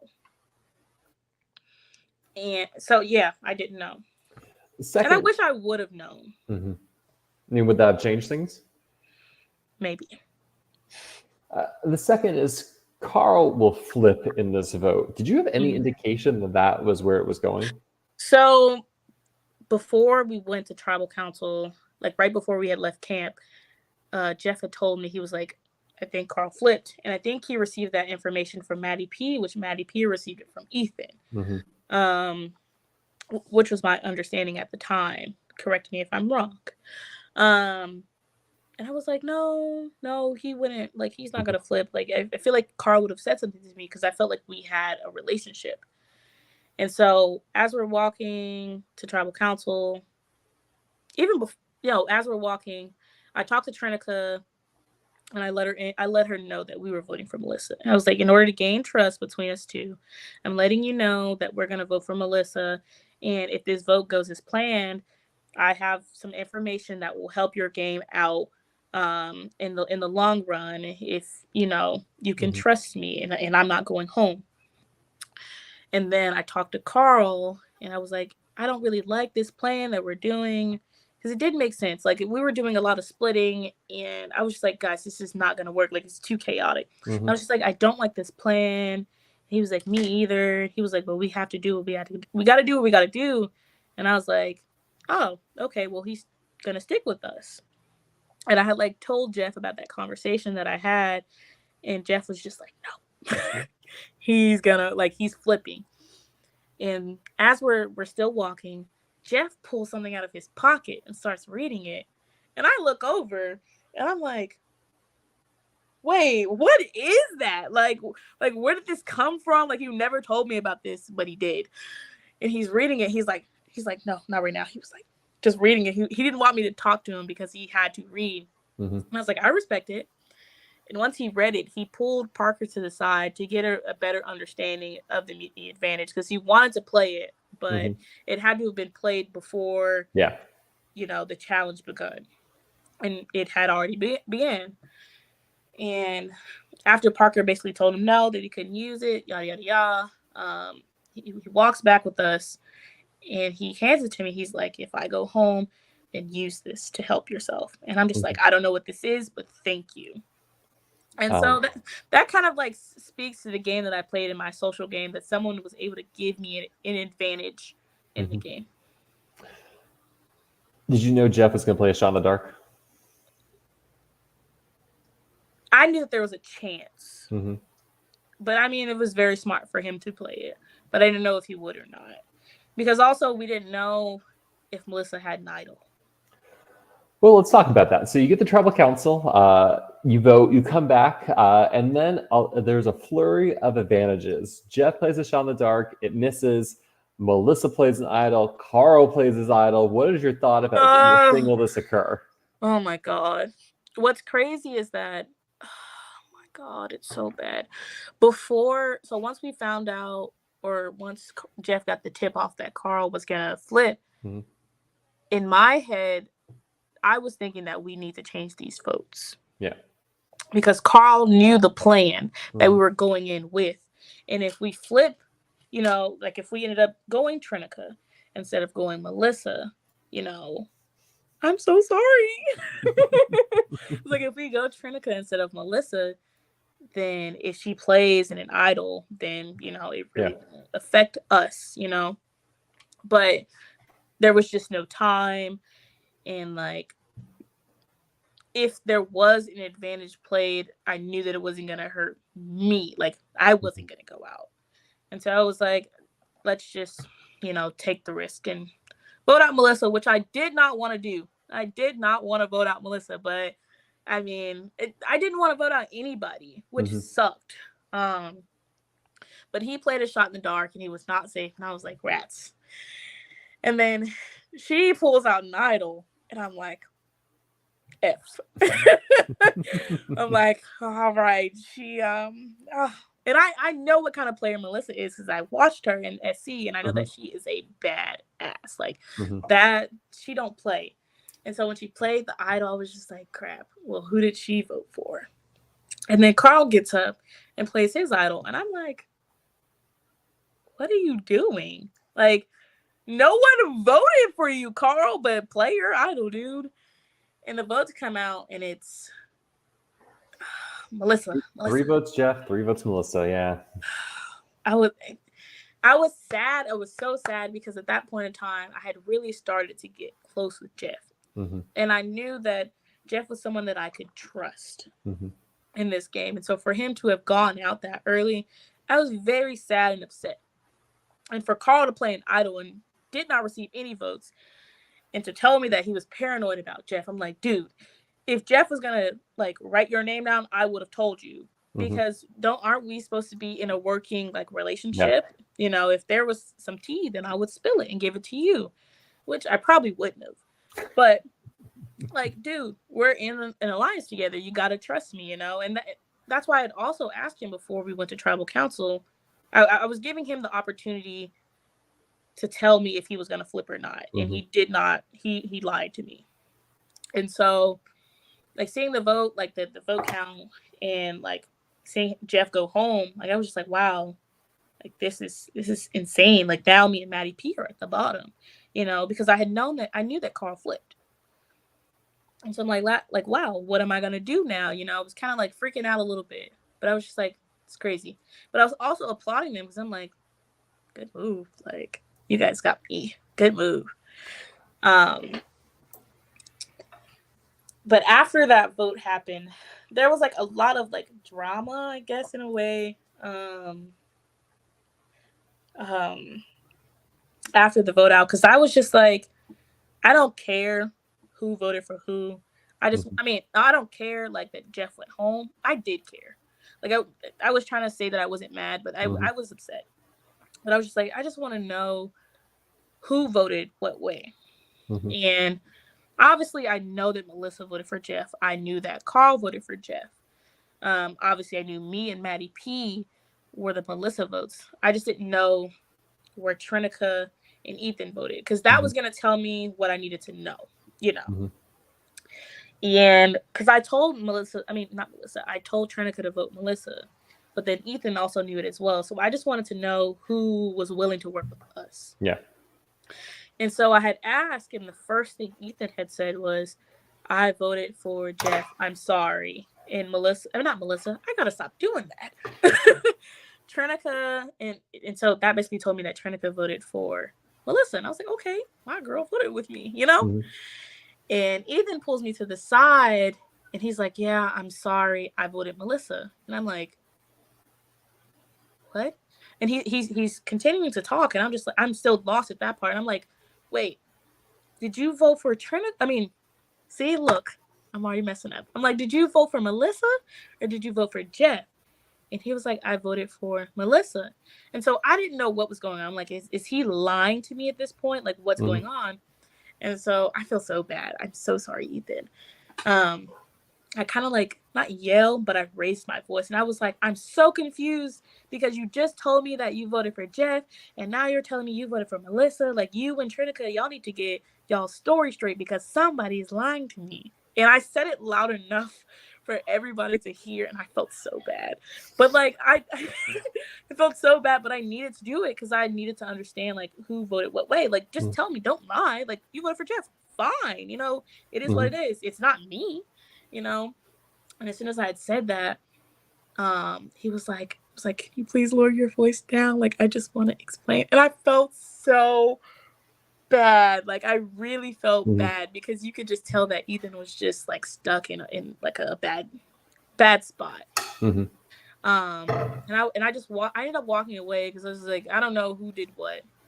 And Trinica ended up coming to me and telling me that she voted for Jeff because she thought that Jeff was like acting funny that round, and like there was a lot of stuff that had happened, I guess. I don't know. And I was just like, okay, fine, great. That's all I needed to hear. And I had made it a big deal, you know, like who voted for who. And Melissa was just like, it's not that big of a deal. It's fine. And me and Melissa had our talk, and I felt very like I was scared because I knew I was at the bottom. And then also like I didn't want to write her name down. And now she knows that I was a liar. And I'm not a liar, you know? Now she knows that I lied to her face. And I'm just like, dude, this sucks. And she's just like, it's fine. Like, I understand. But I'm like, Melissa, I know it's not fine. But I had a lot of conversations with everybody. And as I'm talking, I'm just like, I don't know if I'm going to stay. Like, I think I'm just going to leave. And I don't know at that point, I don't know at that time if they knew about the mutiny advantage. I don't know if they thought that I was like going to quit, like leave the game or not. But I was just like, yeah, I have an advantage that Jeff gave me. Like, I might just leave and go to the other tribe.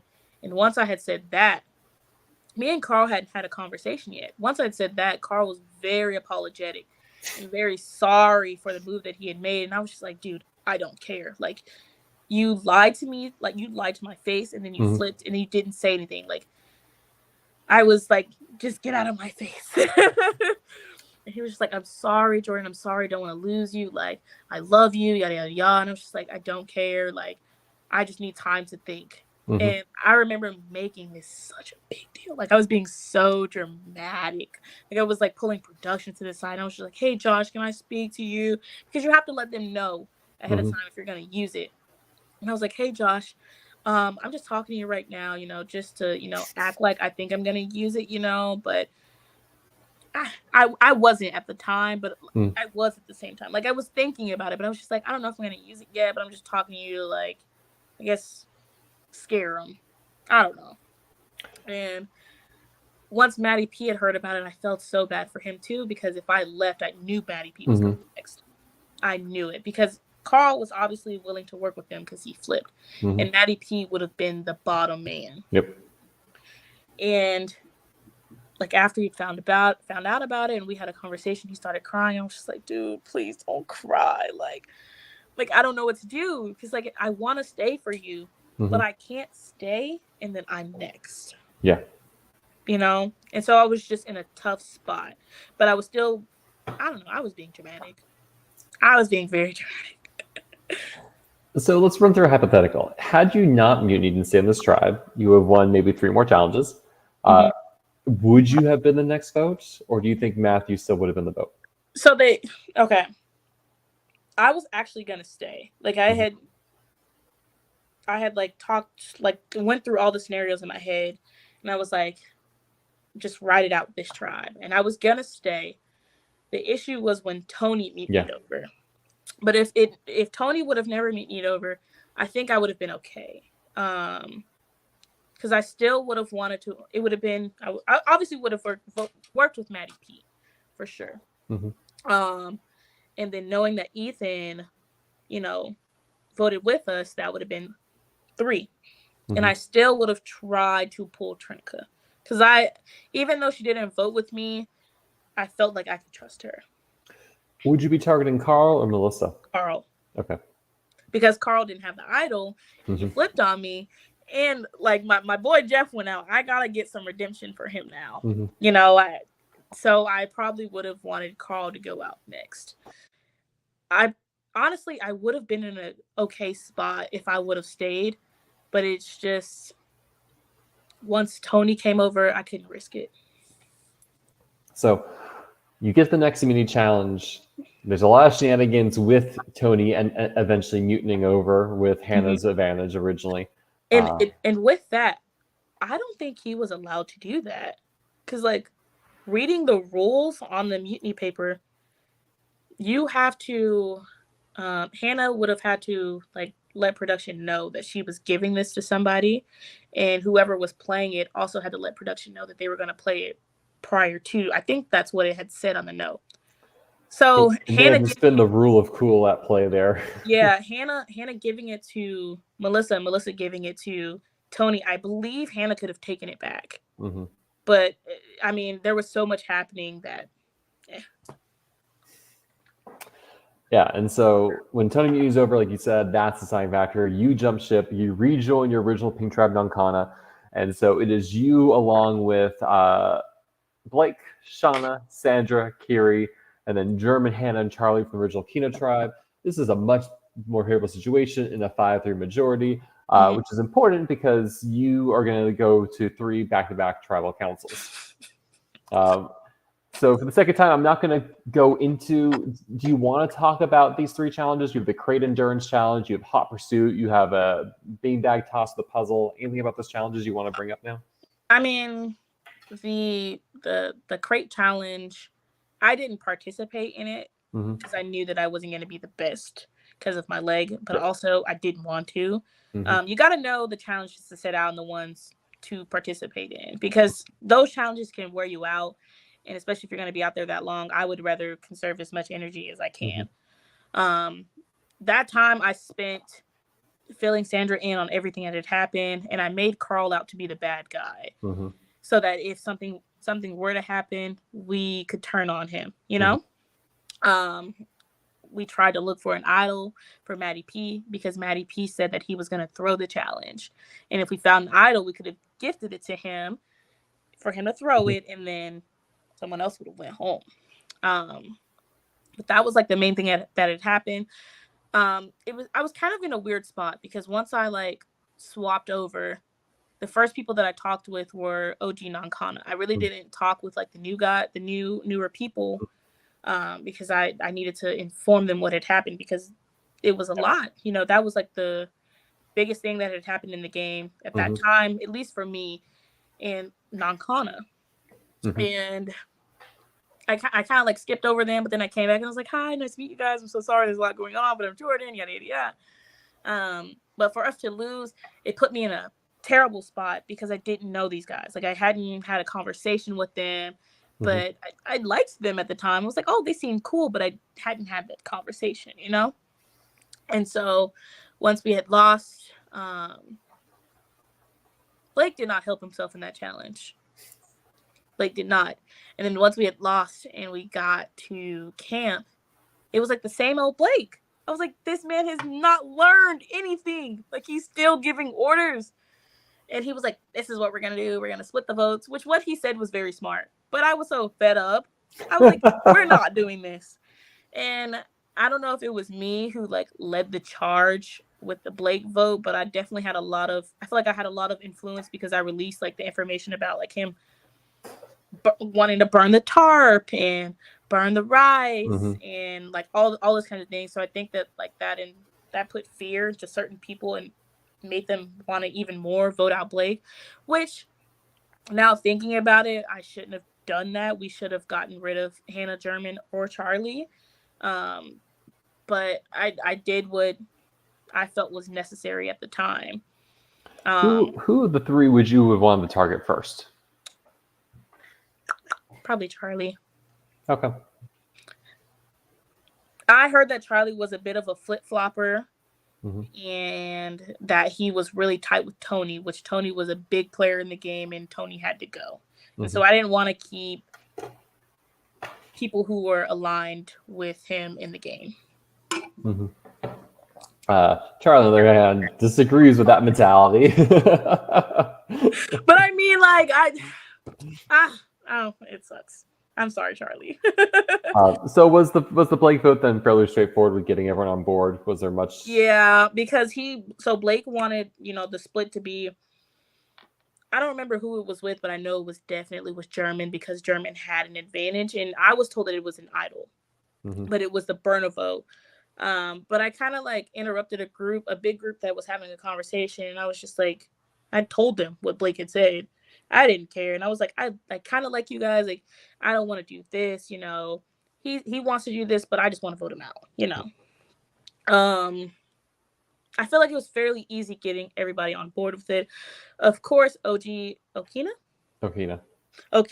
going to be okay with it because it's not them. I probably shouldn't have came in there so hot. I probably should have just like listened and just like followed along with it. Whatever other people wanted to do, but I didn't care. There's no vote split. It's just all Blake. Oh, I screwed up on this. So I think Blake was still under the impression that I wanted to work with him. And before we had went to tribal council, he like called my name. He's like, "Hey, Jhorden, look," and he grabs the rice and he puts it in his bag. I'm just like, fuck.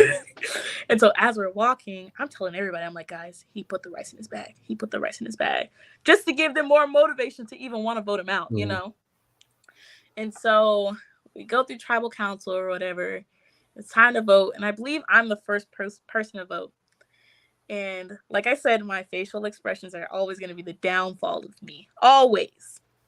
And so anytime I vote, I always keep my head down because I don't want to smile at the person that I'm voting out or like make a face. And after I had voted for Blake, I had like looked at him in the eye and I had like smirked. And I had like, since I had already looked at him, I was like, gave him a wink. And I was like, Jhorden, why would you do that? Like, why would you do that? Like, you basically just told on yourself. And I think that was enough that he needed. And I believe he ended up playing his shot in the dark that round. Yeah. But I mean, it didn't count, which I'm glad it didn't. But I kind of screwed up that round. So any fallout to this vote before you lose the next challenge? Any what? Say it one more time. Any fallout or anything of note between this vote and then the next scramble period? Not really. I mean, like, I feel like we were all on the same page. And once he was voted out, we were like, Sean was like, "Hey, Blake, you have something that belongs to the tribe." And thankfully, he gave the rice back. He had told me that before we went to tribal council, if it was him, that he would like pour the rice out every time he saw like a Blake vote. He would pour it on the ground. And I'm just like, dude, like, you're so like crazy. But I'm like, don't do that. But I'm so glad that Shauna like interrupted that and asked. But I feel like throughout the game, I threw Blake under the bus a lot.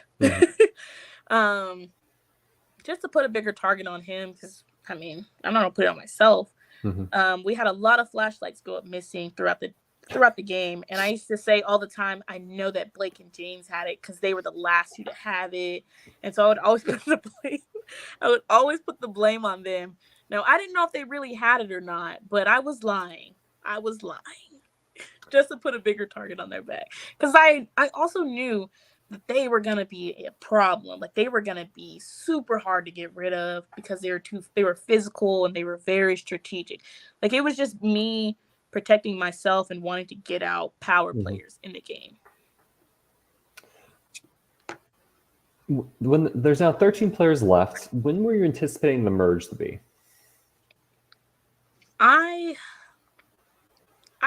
I thought the merge would have happened around that time, 13 or 11. It was one of the two that I thought that merge was going to happen. I didn't think it was going to happen. Because when did merge happen? 10. I didn't think it was going to happen at 10. I was like, it's either going to be 11, 13, maybe 12. But it also depends on if it's a final 2 or if it's a final 3. So following the Hot Pursuit challenge and losing that, You're back at camp. The scrambles are happening. What's the strategy for that look like? So this is the one that Shauna went out, correct? This is the Shauna went out. This is you, Shauna, and Sandra all vote German. No one else does. Okay. So that, after we lost that challenge, I believe it was dark. And I don't remember who had said it, but they were just like, usually with non-Kana, if we lose, we will handle strategizing and stuff like that in the morning so that everyone can sleep. Yeah, so this is, you're not having tribal council to the following morning. Yes. And so we had said that, and everybody had agreed with it. And so we had all went to bed. And that night was like one of the worst nights I had out there. It was so cold. Like, it was god awful. Like, at that point, I would have rather slept in the fire. OG non-Kana, like, I felt like I didn't have to get up as much and tend to the fire because we had like Carl there because he was a workhorse. We had him there, and we had like Maddie P and Jeff and me and Shauna and Sandra. Like, we would all collectively help, you know. And there were a few other people too that did help as well. But with the swap tribe, German, that boy can sleep.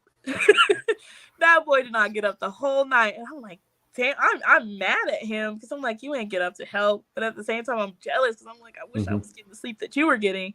And Charlie didn't help either. Charlie would just get up and like be like this in front of the fire. And I'm just like, dude, you could help us with this fire. Like, go get some wood or something. But like, I felt like I had to get up a lot that night. Like, I woke up so many times because the fire would start to go out. So I would have to like feed it, and so would Sandra, and so would Shauna. And there were probably a few other people, but like whenever I would wake up, those would be the people that I would see. And so that night was just very hard. And I was also cold because I gave my jacket to Hannah. I was trying to work something out with her too, you know. So I gifted her my jacket for that night because she didn't have anything. I think it was still at her old camp. I'm not for sure.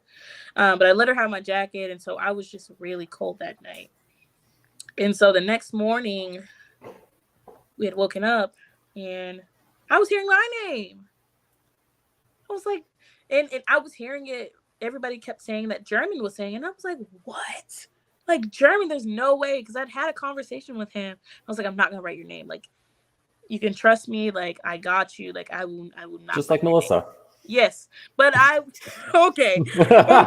Sorry. That was not nice of me. I was serious each time I said it.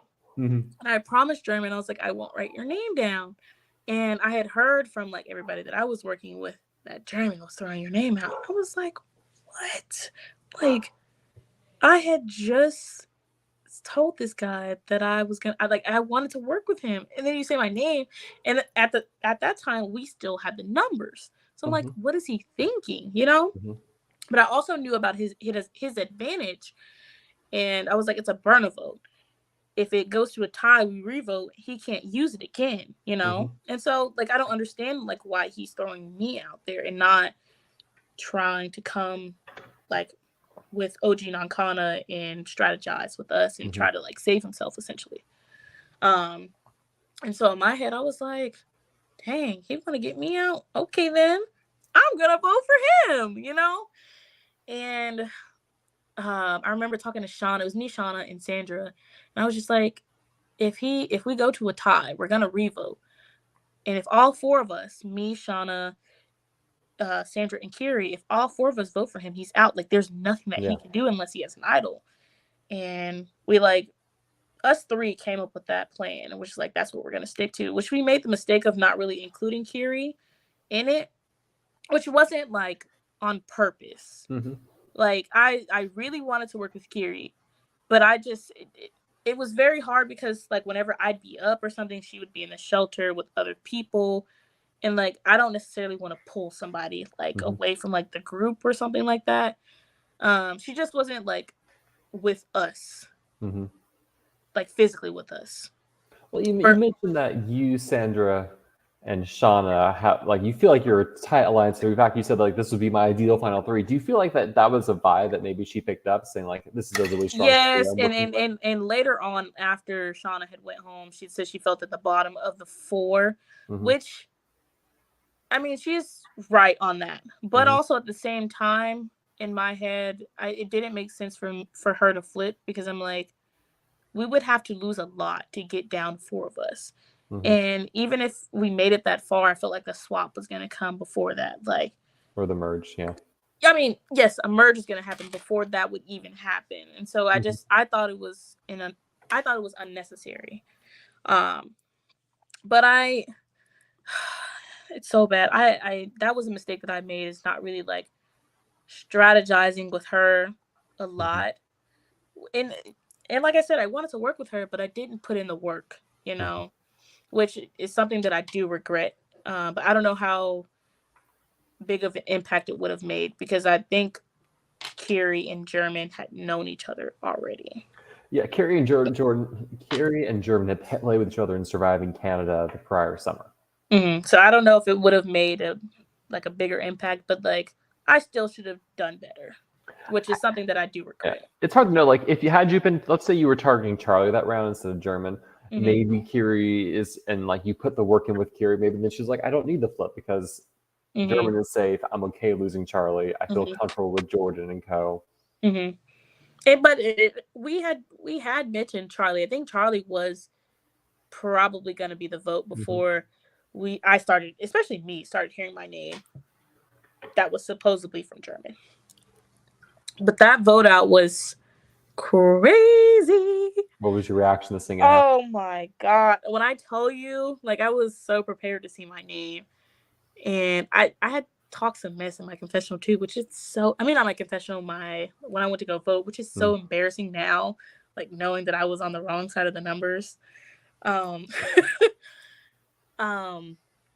seeing German and then me and then German and then Shauna, and I was like, oh, I'm just going to vote on Shauna, and then Shauna, and I'm just like, whoa, like what's going on here? And then he burns a vote and Shauna ends up going home, and I'm like, that is literally my face. Like, I can show you the collage that Blake made of me just in shock. Like, my jaw was on the ground. Like, I could not believe it. I was like, no, not Shauna. Like, there's no way. And I'm also like, what the? Ugh. Yeah, that vote out got me. It got me. And I told them, I was like, y'all made a move. Like, I applaud you. Like, that was a great move. Because if I wasn't working with Shauna, I would want Shauna out, And I was just so shocked. And I was like, you guys played me like a fiddle. Like, this was amazing. But it definitely wasn't expected. Like, I didn't think Kiri was going to flip on us. Like, at that point in the game, if the vote was between like a Kiri and like German or something, I would have went to rocks for Kiri. And I had said that a few times, and after like finding out that she flipped, it upset me because I'm like, now I gotta get revenge for Shauna. And so the first thing I had said was, I want Kiri gone. I have something to show you real fast. Give me a second to get my screen set up. Oh God, I'm scared. Let's see. All right, hopefully audio will come through. Oh my God. Let's go back a couple seconds. Oh my God. Vote Jhorden. 1 vote left. The next person voted out Surviving Reelfoot. Shauna. You guys. Just in shock. I tell you. I just can't believe it. Like, my mouth is still open. Like, I look, it's still open. All right. Oh my God. They did great with that one. I mean, I love, like, you turn the center and it's like, oh, I don't know. It's like, don't look at me. Yeah, I'm like, I don't know. Like, yeah, it was, wow. I'm still in shock to this day. So you said coming out there's like, Kiri needs to go. I need to get revenge for yes. Shauna. And because I was upset. Like, in the heat of the moment, I was like, why would she do that? Like, she needs to go. You know, she's gonna flip.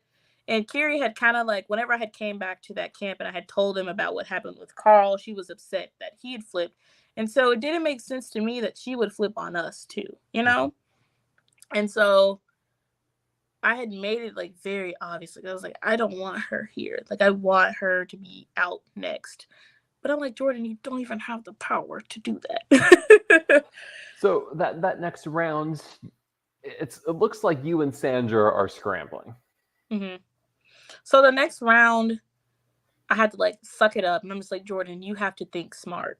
Like getting rid of Kiri is not smart for your game. Like Kiri had told me she voted that way for a reason. We never got to it, so I still don't know why.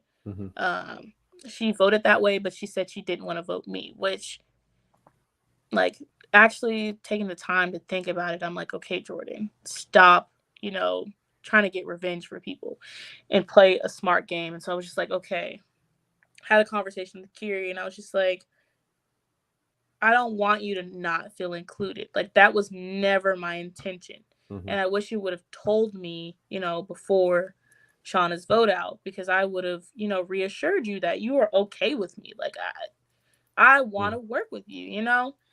And I didn't know, like, if she accepted what I had said, if I don't, like, I just didn't know, like, where her head was at. I was just like, just tell me basically what you want to do. Like, I'll vote wherever. And I think I was just like, I'll vote out Charlie, you know? Because I was just like, is that okay with you? You know? Because I was trying to still work something out with that. Because I didn't want it to be me, and I really didn't want it to be Sandra next. And I had told Sandra, I was like, if it's between us two, I would rather it be me than you. Because I feel like at the time, I felt like I had put myself in such a bad spot on both sides that if I came back in, I was going to have to work really hard. And I was also, at that time, I was very upset if everybody just lying to me. Which, I mean, I've done a lot of lying too, but I just couldn't take it, you know? It was just like, you would have a better chance than me. But that wasn't me quitting, you know? Yeah, that's just like, no, that's just saying, like, as an ally, someone who's working with you, I want to see you go far. Like, sometimes in the game, you feel like you are okay falling on the sword for someone, right? And it's not like you're asking people to vote you out. You're just like, if I do, I can accept it. Exactly. But I was still trying with Kiri. And I remember at that point of the game, Charlie had grew balls, man. Because the way that Charlie was talking to me, I was like, oh, okay, Charlie. Like, and I think that's also what made me even want to like vote for him even more. Because I was like, oh, Charlie, okay. Like, you have the numbers, and now you're acting different. And I didn't know if Hannah would want to work with me. Hannah had just written my name down, but I still would work with Hannah. Like, Hannah is such a sweet and loving person. Like, I don't think I could ever hate Hannah, like ever, ever, ever. And I had a conversation with German, and I was just like, I only voted for you because I heard that you were coming for me. And he was like, but did I vote you? And I was like, no.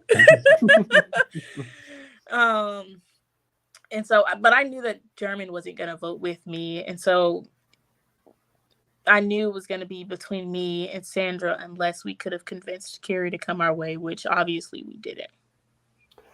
So, do you think, had Sandra shot in the dark not gone off, who do you think would have gone home in the revote? It would have been Sandra. Okay. So the 1 in 6 chance, did you win? But what's so funny is that whenever we were in tribal council, Sandra was talking to me, and she was like, do you think I should play my shot in the dark? And I was like, I don't know, but if I were you, I would play it. And lo and behold, she played it and was safe. I wasn't going to risk playing my shot in the dark because I feel like they just don't work. And it just happened to work that round. And whenever I saw safe on the scroll, I was so happy for her. Like, so happy. Not realizing that I was going to be next. And as soon as, like, the votes started coming out, I'm just like, oh, crap. You're gone, Jhorden. Yeah, so it's a 2-2-1, 2 votes for Sandra nullified. So Hannah and Charlie vote for you, and that's all it takes. And I think I was looking at something earlier. You tied for least votes received in the game. Really? Yeah. So you, Jeff, and Charlie only received 3 votes the entire season.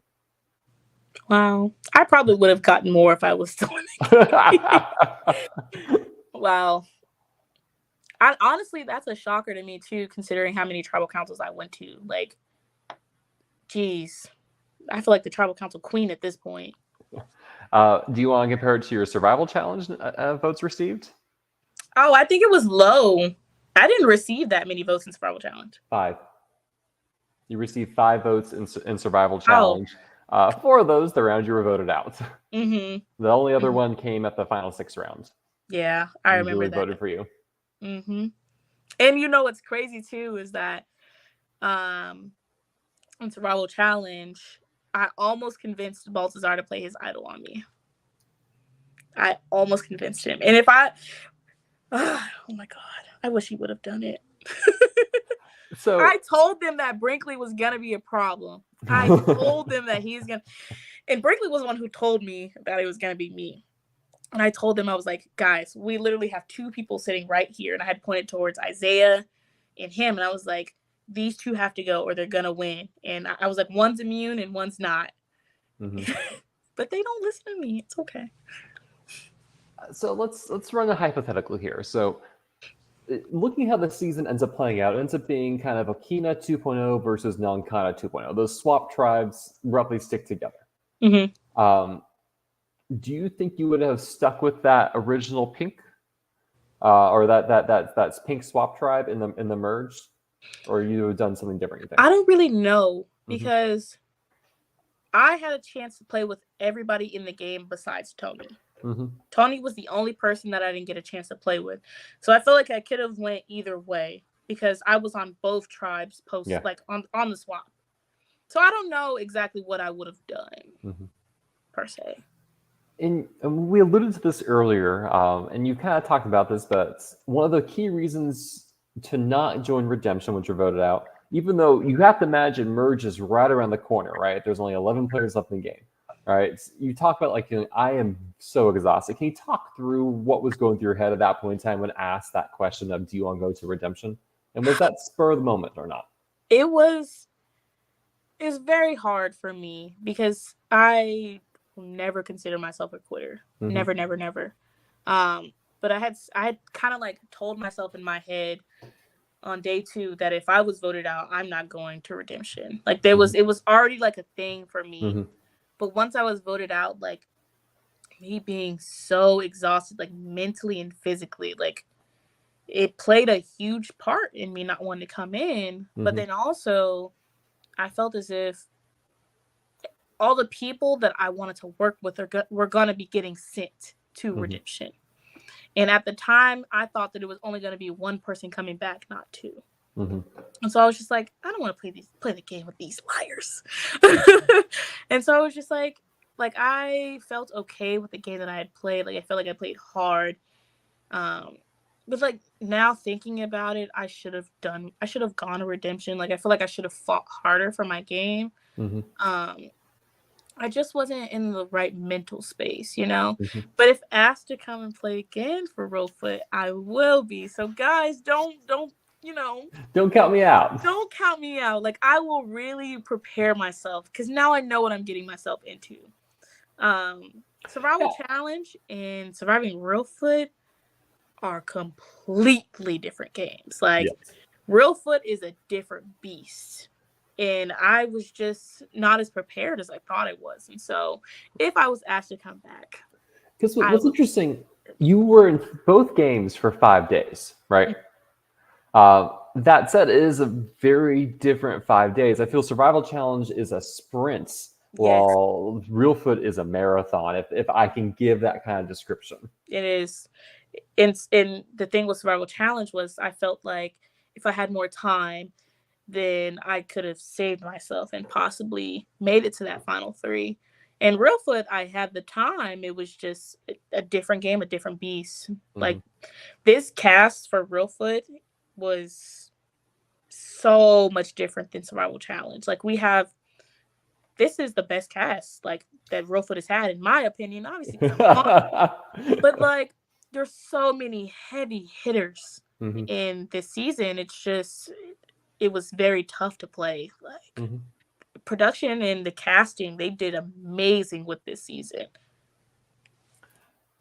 So, talk to me about your post-game experience. So you exit the game, and there's some faces waiting for you who also aren't in redemption. You know, I will say one thing too that helped my decision to not go to redemption was Michael O'Rear. When we were in the car driving to Reelfoot, he made it seem as if being on the jury was so miserable. I was like, if I'm on the jury, like I don't want to be in the jury house. Like I want to either win or be pre-jury. So that kind of like played a small part of me not going to redemption. Thanks, Mike. You suck. But once I got in the house, like I just felt relieved.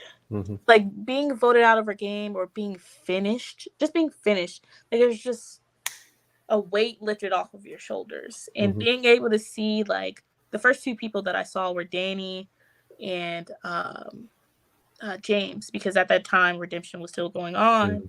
When I first saw Danny, I was excited to meet him. I didn't get to play with him. The last time I saw him was the first day, and I didn't know who he was as a person. And then I had saw James, and I was very scared about that one because I knew that he would have a lot of questions about what had happened. And I didn't hold back. Like I told James, like how I felt during the game and how everyone else felt and why the things happened the way that they did. And I told him, I was like, please don't take any of this personal. Like I love you as a person. Like I love you. But in the game, you were a completely different person. And now I can be honest to you about how I felt and, you know, like why the things happened the way that they did. And he took it very well. But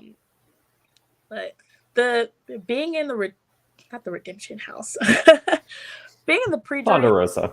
Yeah, Ponderosa. That was the best experience of my life. So if you're voted out pre-jury, you are going to have a blast. I got to connect and like really meet Danny, and I love that man. Like Danny is like a brother to me. I talk to him every single day. Like he's literally probably texting me right now as I'm talking on the podcast. Like I really love him, and I'm so upset that we never got to play together. I feel like every day I'm always just like, if we would have got to play together, things would have been so much different. Like you should have been on non-kana. But I got to meet him, and it was so amazing just to see the person that he is. Like, oh my God. He's such an amazing person, and I love him so much. And I'm so glad to have met him because, like, what am I going to do now? What was I going to do without Danny? So I love him. Love James. I got to talk to him.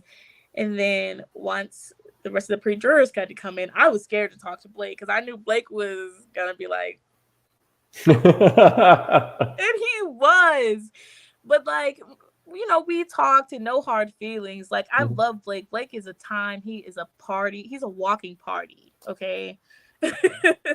Just being able to like bond with the pre-jury and production, like it was just such an amazing time getting to just like chill and have fun and play like little games afterwards. Like we played Traders and Mini Survivor and Big Brother. Like it was just so much fun, and I had a blast. It's literally a vacation. Like you just get to chill in this nice house and hang out with your friends, your family, because Reelfoot is a family. You get to hang out with them for the rest of the week. And so I had an amazing time. Well, Jhorden, is there anything else about your experience at Reelfoot you want to talk about that maybe we hadn't had a chance to get into? I feel like there probably is, but like I've touched on so much that it probably won't even get back to me until later, and I'm gonna be like, oh crap, I should have said that on. Well, note it all down for the part 2 that we can do if need be. I know the part 2, yes. I guess Are you down for some rapid fire questions then as we conclude? Go ahead. All right. So, who surprised you the most in the game?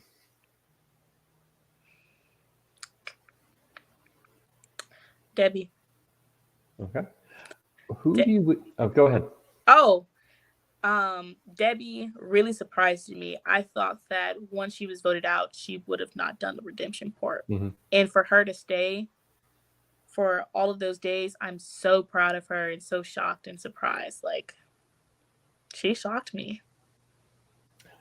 Who do you wish you had a chance to work with but didn't? Danny. No more explanation necessary.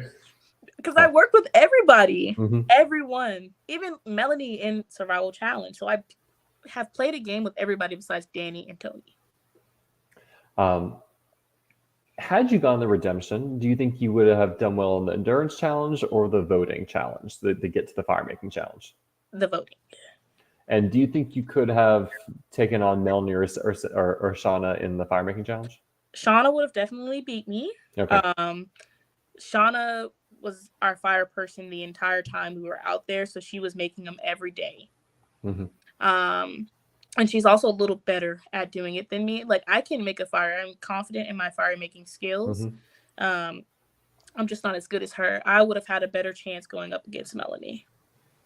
What was your favorite challenge you competed in? The kayaking challenge, surprisingly.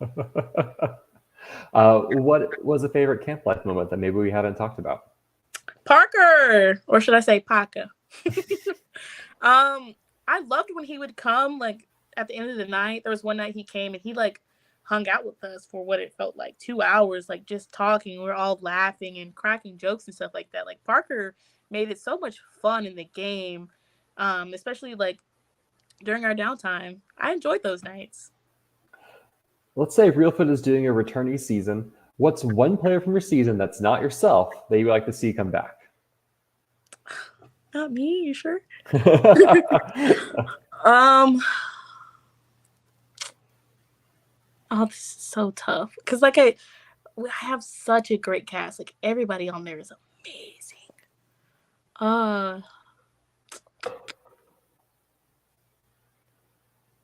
You know what? I would probably say Melissa. Okay. We started at the start of this podcast saying, there are moments that you look back, you're just like, why did I do that? Where you kind of look back and question the strategy at all. What are the top 2 or 3 moments you look back and say, man, I wish I'd done something different there? The Blake vote out, I should have done something different. Instead of voting him out, Mm-hmm. I should have taken my emotions out of it and played a smarter game Mm-hmm. during that round. So that was a mistake. And really with Jeff too, like I Mm-hmm. once he had told me that Carl flipped, I did feel as if we should have changed the vote. Mm-hmm. But I had time to do it, but Yeah. it was just, I didn't stick with it, which I should have done. Because he was still in the game.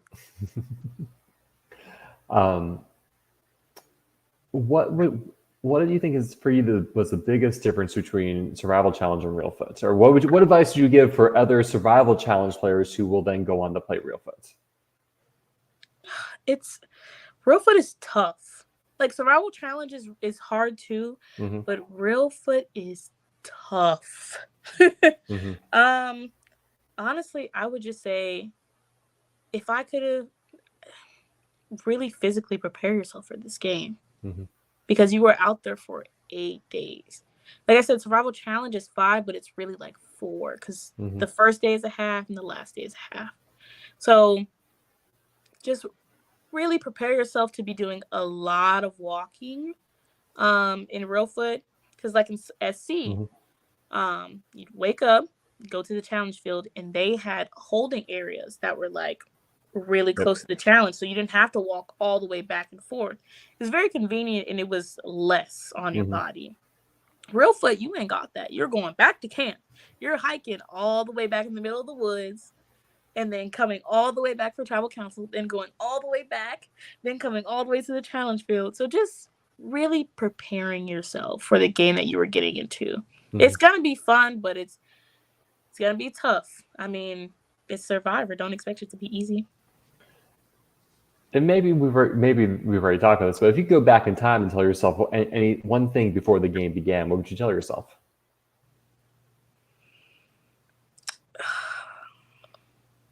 What would I tell myself? Like, I feel like I did great, but try to take your emotions out of certain things. Like, I play with my heart on my sleeve.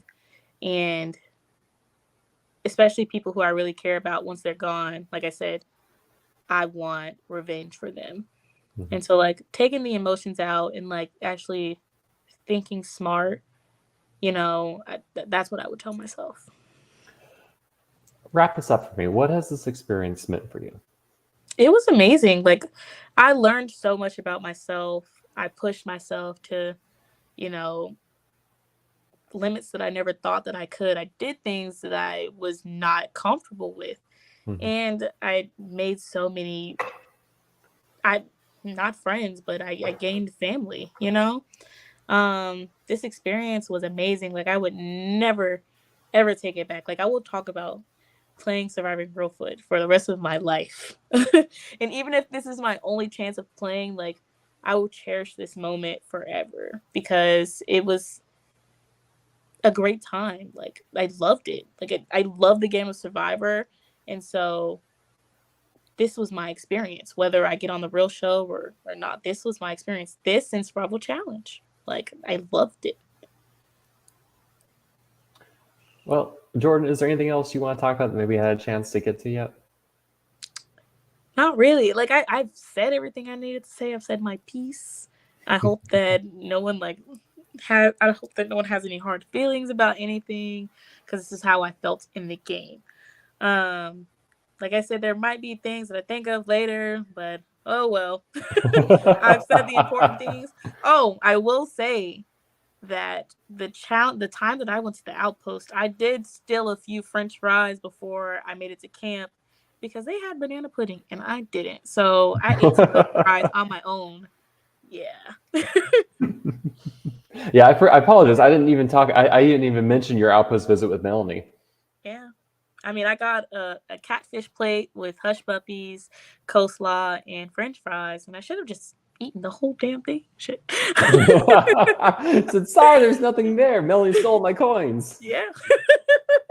But I did steal some fries because they had banana pudding that I couldn't eat, so they would have been okay. Banana pudding always causes drama. You always rely on it. I know. It does cause drama. Well, Jhorden, thank you so much for taking this time to talk with me through your game tonight. I really appreciate hearing your story, and it was a lot of fun for me. Thank you. I'm glad it was. It was fun, like, talking about it and reliving everything that happened. Yeah. For those who are tuning in, thank you so much as well. This has been one of many Surviving Reelfoot post-game deep dive interviews. Stay tuned. On Tuesday, I will be talking to King Carl himself about his experience and love and or hate of idols. I'm very excited to hear about that. So get excited for that. But Jhorden, thank you so much and have a good rest of your evening. Thank you. All right, take care, everyone.